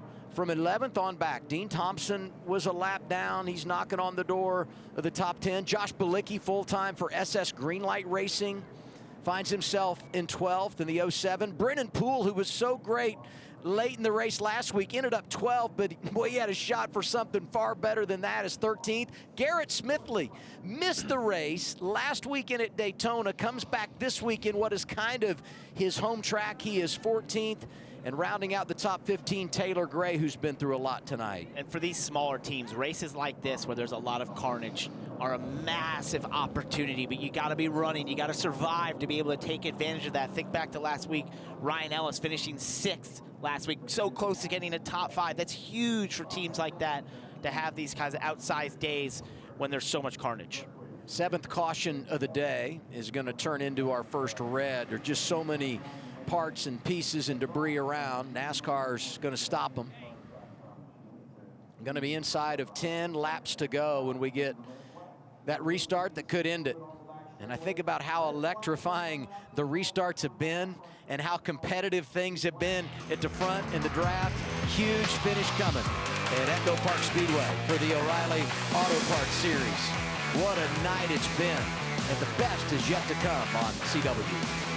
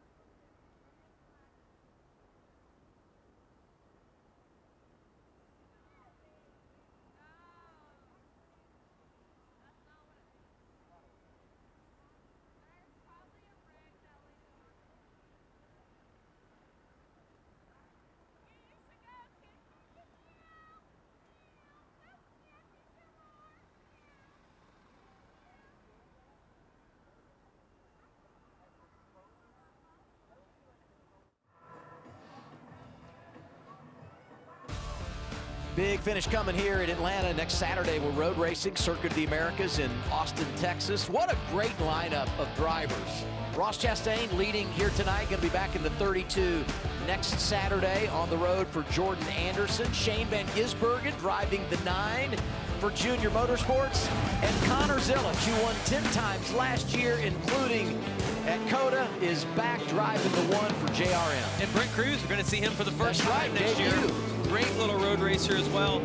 Carson Kvapil will be in the 91, but it's a JRM prepared car. He was right there in the battle last year with Connor Zillich. So there's Connor on the 88 pit box, hanging out with his old team. He'll be racing here tomorrow. By the way, qualifying for Cup teams rained out today. Tyler Reddick starts on the pole. Congratulations to him on winning the Daytona 500.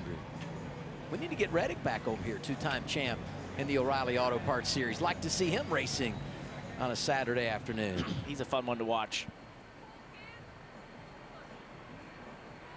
Well, you look at that top 10 and you just think about the land of opportunity.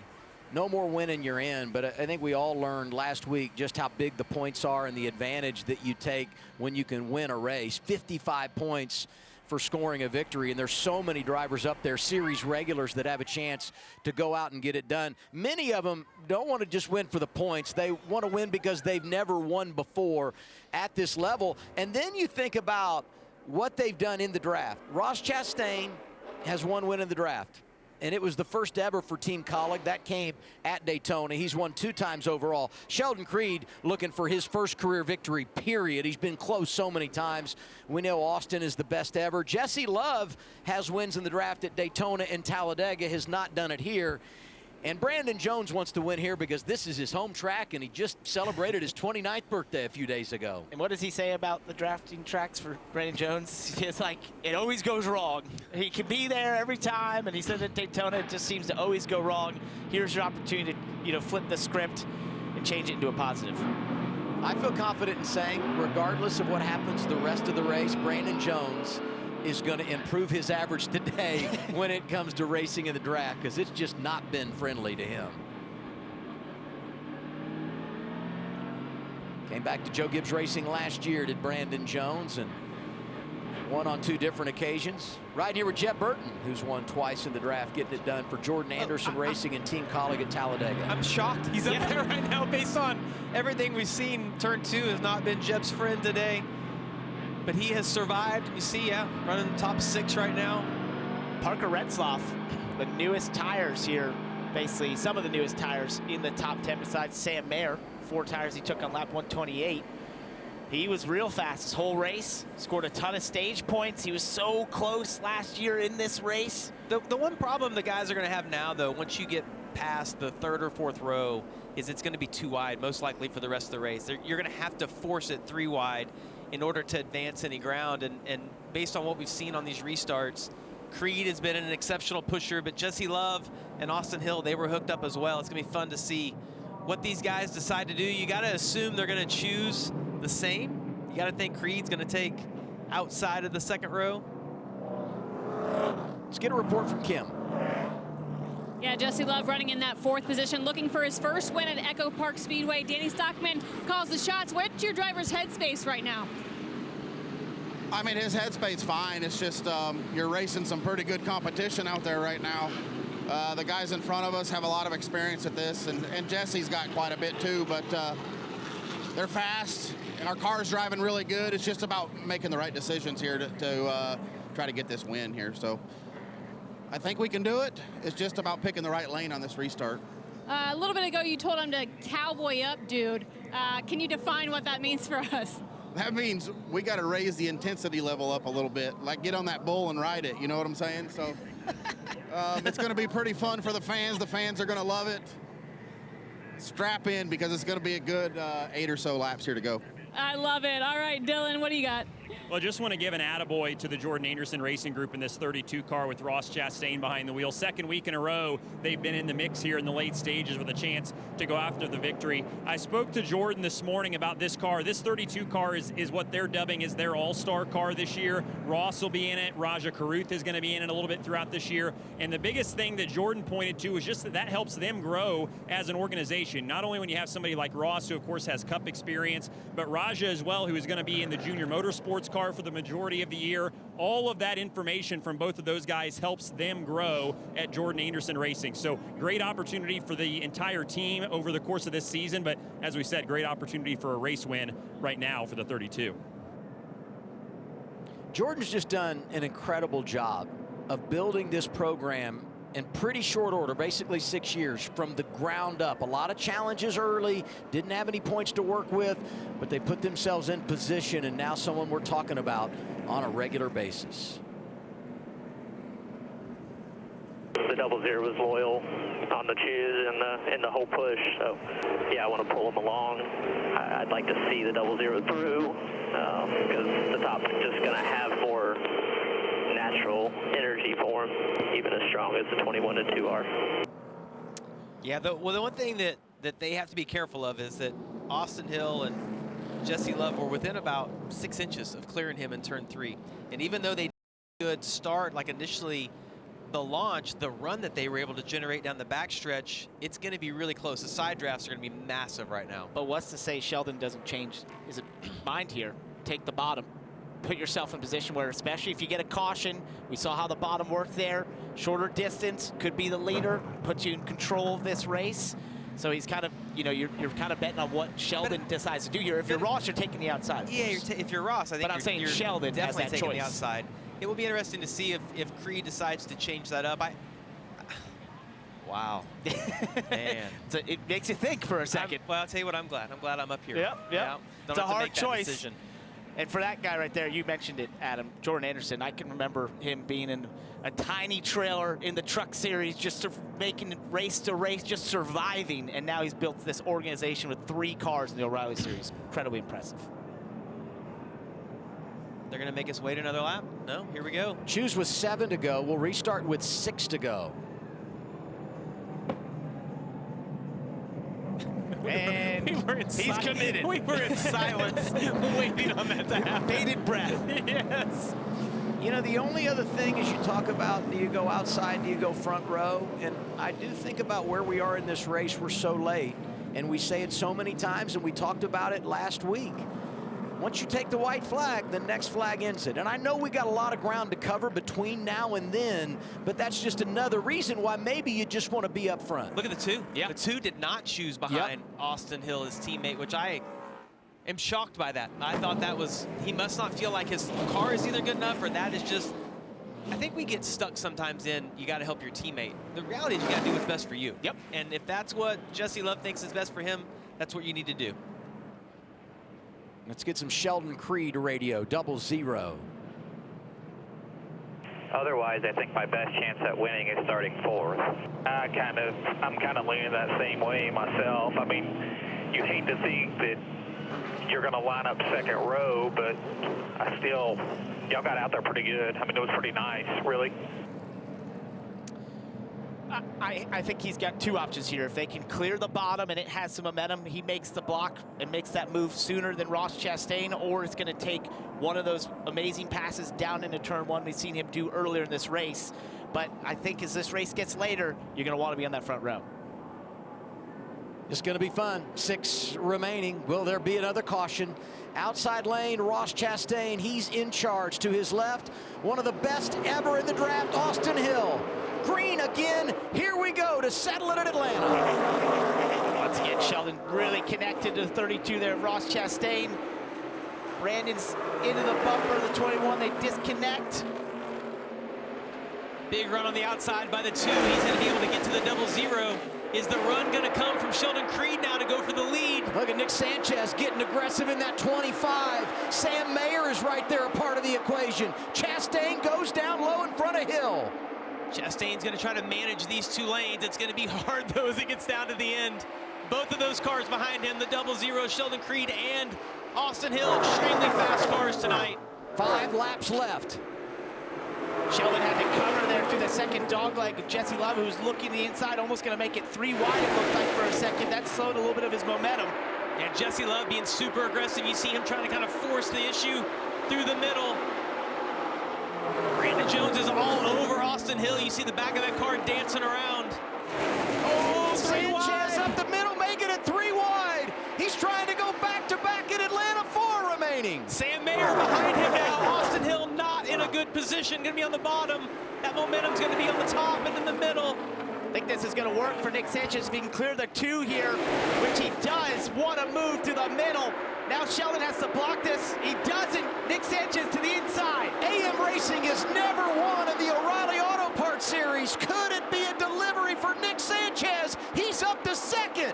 Jesse Love is there. Austin Hill making a rally. All of it behind Ross Chastain with 3 to go. Watch the 2 car right here. The 00 is all over him. He's going to have a little bit of momentum. Can he do anything with it? Got to the outside of Nick Sanchez. Beautiful move there. Puts him right behind Ross Chastain, and he's going to need some help. Jesse Love, the reigning champ, is trying to make a late rally. Side by side with his teammate for 2nd. Sanchez starting to fade. Here comes Creed again in the outside lane. Parker Retzlaff is there. Don't forget about Sam Mayer. You can't count out Austin Hill, though. We know how good he is. It looked like he was out of it a lap ago. Chastain leads 2 to go. Sheldon needs that help. He needs Retzlaff to get there. Somebody to the rear bumper. There's Retzlaff, but now 21 of Austin Hill clears him. He's going to have that push from Sheldon Creed. He's going to have one lap to try to get it done.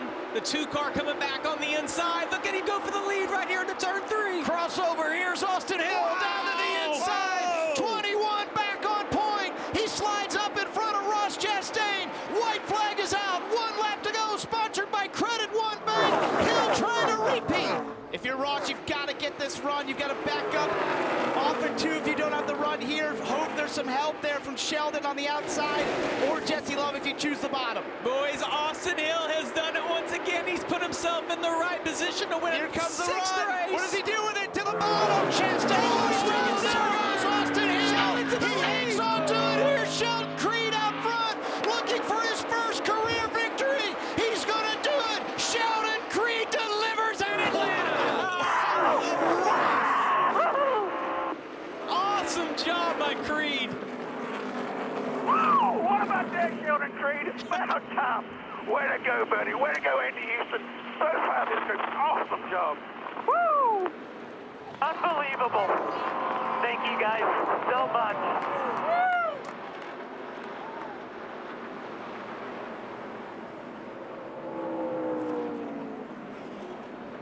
This will be a popular win. Massively. Yeah. What a moment for Sheldon Creed.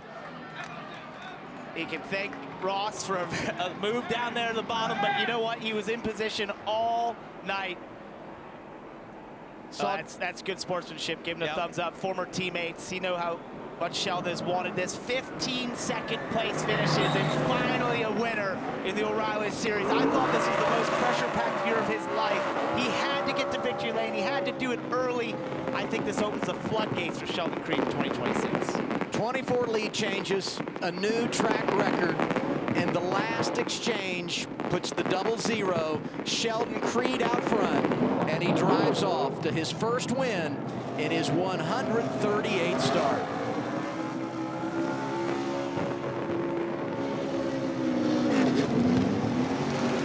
Parker Retzlaff ended up second, and Nick Sanchez.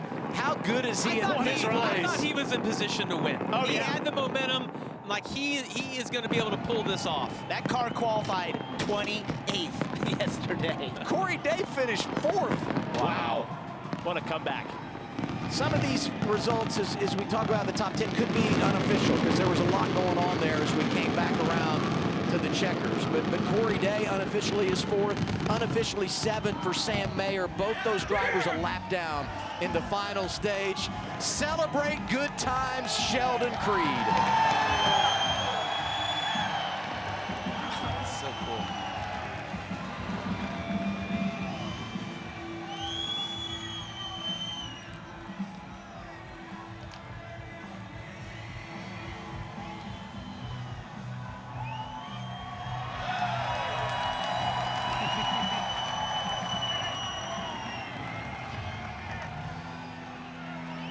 Finally, the emotion and jubilation that has been building for so many years for Sheldon Creed. Buddy, does it feel as good as you thought it might after all these years? Incredible. Just, yeah, been a loser the last few years and just kept showing up. Not how you draw it up when you win a truck championship and win races and go to Xfinity and go 4 years winless. So incredible. Thank all my past teams at RCR and Gibbs. They all gave me great opportunities. And now here with Haas Factory team, back with Chevrolet and great engine. Hendrick Engine Shop did a great job for us. And excuse me, Road Ranger, Ollie's, Pit Boss, everyone that supports us. Gene Haas, Joe Custer. Incredible, incredible. You said on the radio coming to that final restart, you wanted to restart 4th. Did it play out kind of like you thought it was going to play out there at the end? Obviously, it worked out like you hoped it would. No, it never plays how you kind of draw it up. But, yeah, just finally a winner. And maybe, I don't know if one win will kind of revive my career, but maybe if I win a few this year, it will. And probably going to drink a ton of Coors Lights tonight. I don't blame you. Well done. Sheldon Creed, a bridesmaid no more. Finally a winner in the O'Reilly Auto Parts Series, Kim. Well, Dylan, it was a battle of a day for Austin Hill and the 21 team, but ultimately put yourself in the seat to get another win here late in the race. Walk me through those last few laps and that move at the end there by Ross Chastain. Yeah, I mean, we had a really fast Bennett Chevrolet all day. There was a few things that, looking back on that, I could have done different. When I got to the lead, off of 2, I might have got a little too far out. And then, yeah, I mean, what about that save, huh? The save was insane. I thought that I was going to be head on in the fence there, but end of the race, you have to throw the block, and 32 drove through me. He has nothing to lose. He's not racing for points or anything, and I don't know if I'm going to race him again later on, but that's Ross for you. NASCAR has expanded the amount of races the Cup drivers can run in the O'Reilly Auto Parts Series, so you will race Ross Chastain a number of times throughout the season. Does it warrant a conversation? No, I mean, we're both going for the win. I was dead sideways there, and I don't know how I saved it. So that was a lot of fun. I had a blast tonight. Just wasn't meant to be. Atlanta's been so good to us, and it just wasn't meant to be this time. Sheldon Creed is an ARCA champion. He's a Truck Series champion. It had been 1,630 days since he last went to victory lane in a truck. And today does it for the first time in the O'Reilly Auto Parts Series. And he does it in dramatic fashion. What a finish, and we'll break it all down when we come back. A thriller in Atlanta, Sheldon Creed standing tall.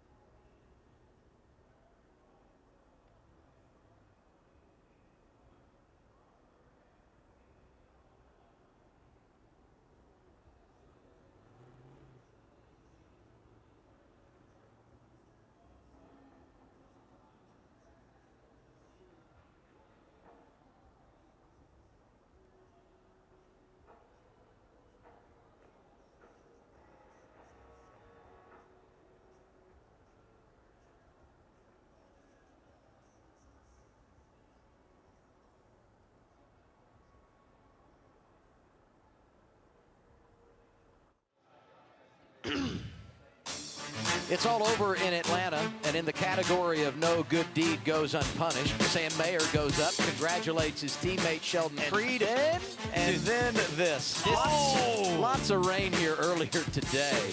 Destroys that race car. That's why you hear so many people advocate for the fake grass, artificial turf in the infield, is to eliminate that. Sam just trying to say attaboy and then get back to pit road. He did come on the radio and say, I'm sorry, guys, I messed up. That is not what he said, but it's close. It was close. Yeah, there was another word in there. It was a couple of beeps in there, yeah.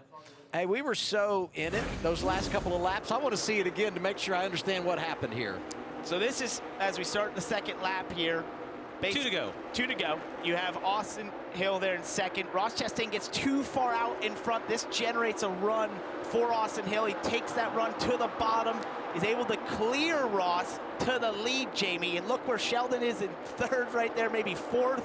And Parker Etzhoff went up second all the way back in 7th or 8th. Yeah, and watch as they enter. So this is coming to the white right here. Just keep your eye on the 32 car. He's going to back up just a little bit as they exit turn 2. And Sheldon Creed's timing of this is impeccable. It's not something you can do. It just happens circumstantial. But watch, he gets to the bumper, gives him this massive push down into turn 3. Ross abruptly turns left. Creed in the perfect position on the outside. And if you're, Austin talks about he thought he got too far out off of 2. That's exactly the same thing that gave him the lead the lap before. For Ross, he did the same thing, got too far out. Ross backed up. It's impossible, though, it's really to hard. lift off turn 2. Because if you get past because you lift, I'll take my chances of running wide open. Yeah, right. And I think this situation there between Ross and Austin, Ross has to take that run. He's got to go somewhere with it. Austin has to block it if you want to win that race. And Ross waited as long as he could to kind of fake Austin out. Austin just trying to run the middle. Yeah, it's the last lap, going for it. We're batting 1,000, fellas. 2 weeks, 2 unbelievable finishes. Down to Dylan Welch. And Ross ultimately going to end up in the 6th spot after a valiant effort there on the final lap. You just watched that back. Anything that immediately comes to mind that you wish you could have done differently? Coming to the white, Dylan, for sure. I should have covered that block with the 21. In my mirror, I thought he was coming faster than what it looked like on TV, at least. I don't know. But Brandon up top did great to call those runs, and then I charged up on the 0-0 and turned, and I got kind of crossed up off the 0-0 and then got tight behind the 21. No excuses. I turned him, okay, for sure. And I hate that I did that to another Chevy. Glad that Sheldon was there to pick it up after him and I worked together so well. But, yeah, I made a business decision down the back coming to the white to not spin to the infield. And then I feel like clearly Austin did not. And I don't want to spin these guys. I'm not trying to crash coming to the checkered. But to get the run down the back, I did not execute it very well for sure. So hats off to Jordan Anderson Racing for giving me this opportunity, and Protect Your Melon for continuing to stick with me for over a decade now, reminding people to just wear their seatbelts. A real simple message. And to see how Jordan's built this team with Shane Whitbeck and John Bomarito, it was a pleasure to drive tonight. Yeah, he gave the 32 a good run. Ross Chastain comes home inside the top 10. Kim? And Dylan Parker Retzloff matches career best finish of 2nd. We were kind of watching those replays. If you had the last couple of laps back, what would you do differently? I don't know what I would have really done differently. I just felt like I got to Sheldon in 3 and 4, and I looking back, and I just made a slight move to feel like I was avoiding the 32 there in 3 and 4, and just lost too much of a run to try and make a drag race to the line. But overall, happy to get a good finish for these guys. If they've put so much hard work in the off season and these last couple weeks to make sure we're ready and prepared. So thank you to Funkaway and Visual Pack for all my support in the last couple of years, and happy to have Cairo on the car this week. And we'll go on to next week and try and do it again. And just happy for everyone on the 99 Viking Motorsports team. Yeah, this team leaving this race 5th in the points, Dylan. And Kim, I think Nick Sanchez has to like this racetrack. 3 starts, 3 top 5 finishes, comes home in the 3rd spot today for AM Racing. For a team that you are joining new this year, what kind of run does this do just to set you guys off on the right foot for the rest of the season? Yeah, it's really promising, right? The whole AM Racing, Ford Racing team has been amazing, and, our Travel Curious and the Payne was really fast tonight, and it was in Daytona, so I'm not surprised with the finish, right? It's just, a matter of putting yourself in the right position, and really proud of the team for the strategy and really the whole execution, so I think this is just the first of many for us. Yeah, the AM Racing boys and Sanchez have not missed a step. Great run for them here in Atlanta. Kim? And for Jesse Love, he comes home in the 5th position. Actually, his career best finish here at Echo Park Speedway. How would you summarize the day for you and the 2 team? It's pretty crazy. I mean, our day was pretty smooth. We didn't really have any dramas, but I mean, the whole pack was like really, honestly, did a great job. Like, we didn't crash coming to every stage, and I don't think we kept it relatively clean for this place, especially with a lot of rookies in the field. So, you know, I thought that everybody did a pretty good job, and you just kind of had to ride that bull when it's like that. You know, everybody's pushing really hard, everybody's doing all they can. So, yeah, I thought that it was probably my favorite Atlanta race. I really enjoyed my time, and always wish that the result would have been a little bit better in this situation. But I feel like I controlled all I could the last, like, 10 laps of that race. I think where I lost the race was probably a little bit before those you know, super quick restarts, right? I think that if I would have been on the front row, I would have won the race, but I feel like I made a couple mistakes before that put me back in like the 2nd row, the 3rd row, and I think that's in turn what kind of hurt us. Solid top 5 day for Jesse Love. Dylan? Let's see if we can step in here and grab Corey Day. I don't know even how to describe this day. Can you believe that you guys were able to come back to 4th? No, I can't. You know, our sway bar was broke there after that. You know, I blew right front there with the 1 and the 7, and yeah, I thought we were kind of done after that, but you know, fired off with really good pace after that, and yeah, I was able to just kind of, you know, in the beginning of the race, I don't feel like things worked out for me. I feel like I, you know, would move to the bottom at the wrong time, move to the top at the wrong time, and just kind of get, you know, shucked to the back. And there at the end, I felt like I kind of played my cards good. So, yeah, big thanks to the whole 17HendrickCars.com team. You know, the guys worked hard on the pit stops and, you know, got it fixed up right, and we were still at, you know, really good speed. So, big thanks to Mr. and Mrs. Hendrick, Jeff Gordon, Jeff Andrews, everyone involved here at Hendrick Motorsports that believes in me. And, yeah, it wasn't pretty for a 4th place, but we'll get them cleaned up here. Yeah, well done. A mentally challenging day for sure, but Corey Day showing everybody he's the real deal. 4th place today. Yeah, 4th today, and in a few weeks we go to Las Vegas where he finished 4th last year. And look at this, Austin Hill That's celebrating cool. with his old teammate Sheldon Creed. That's nice.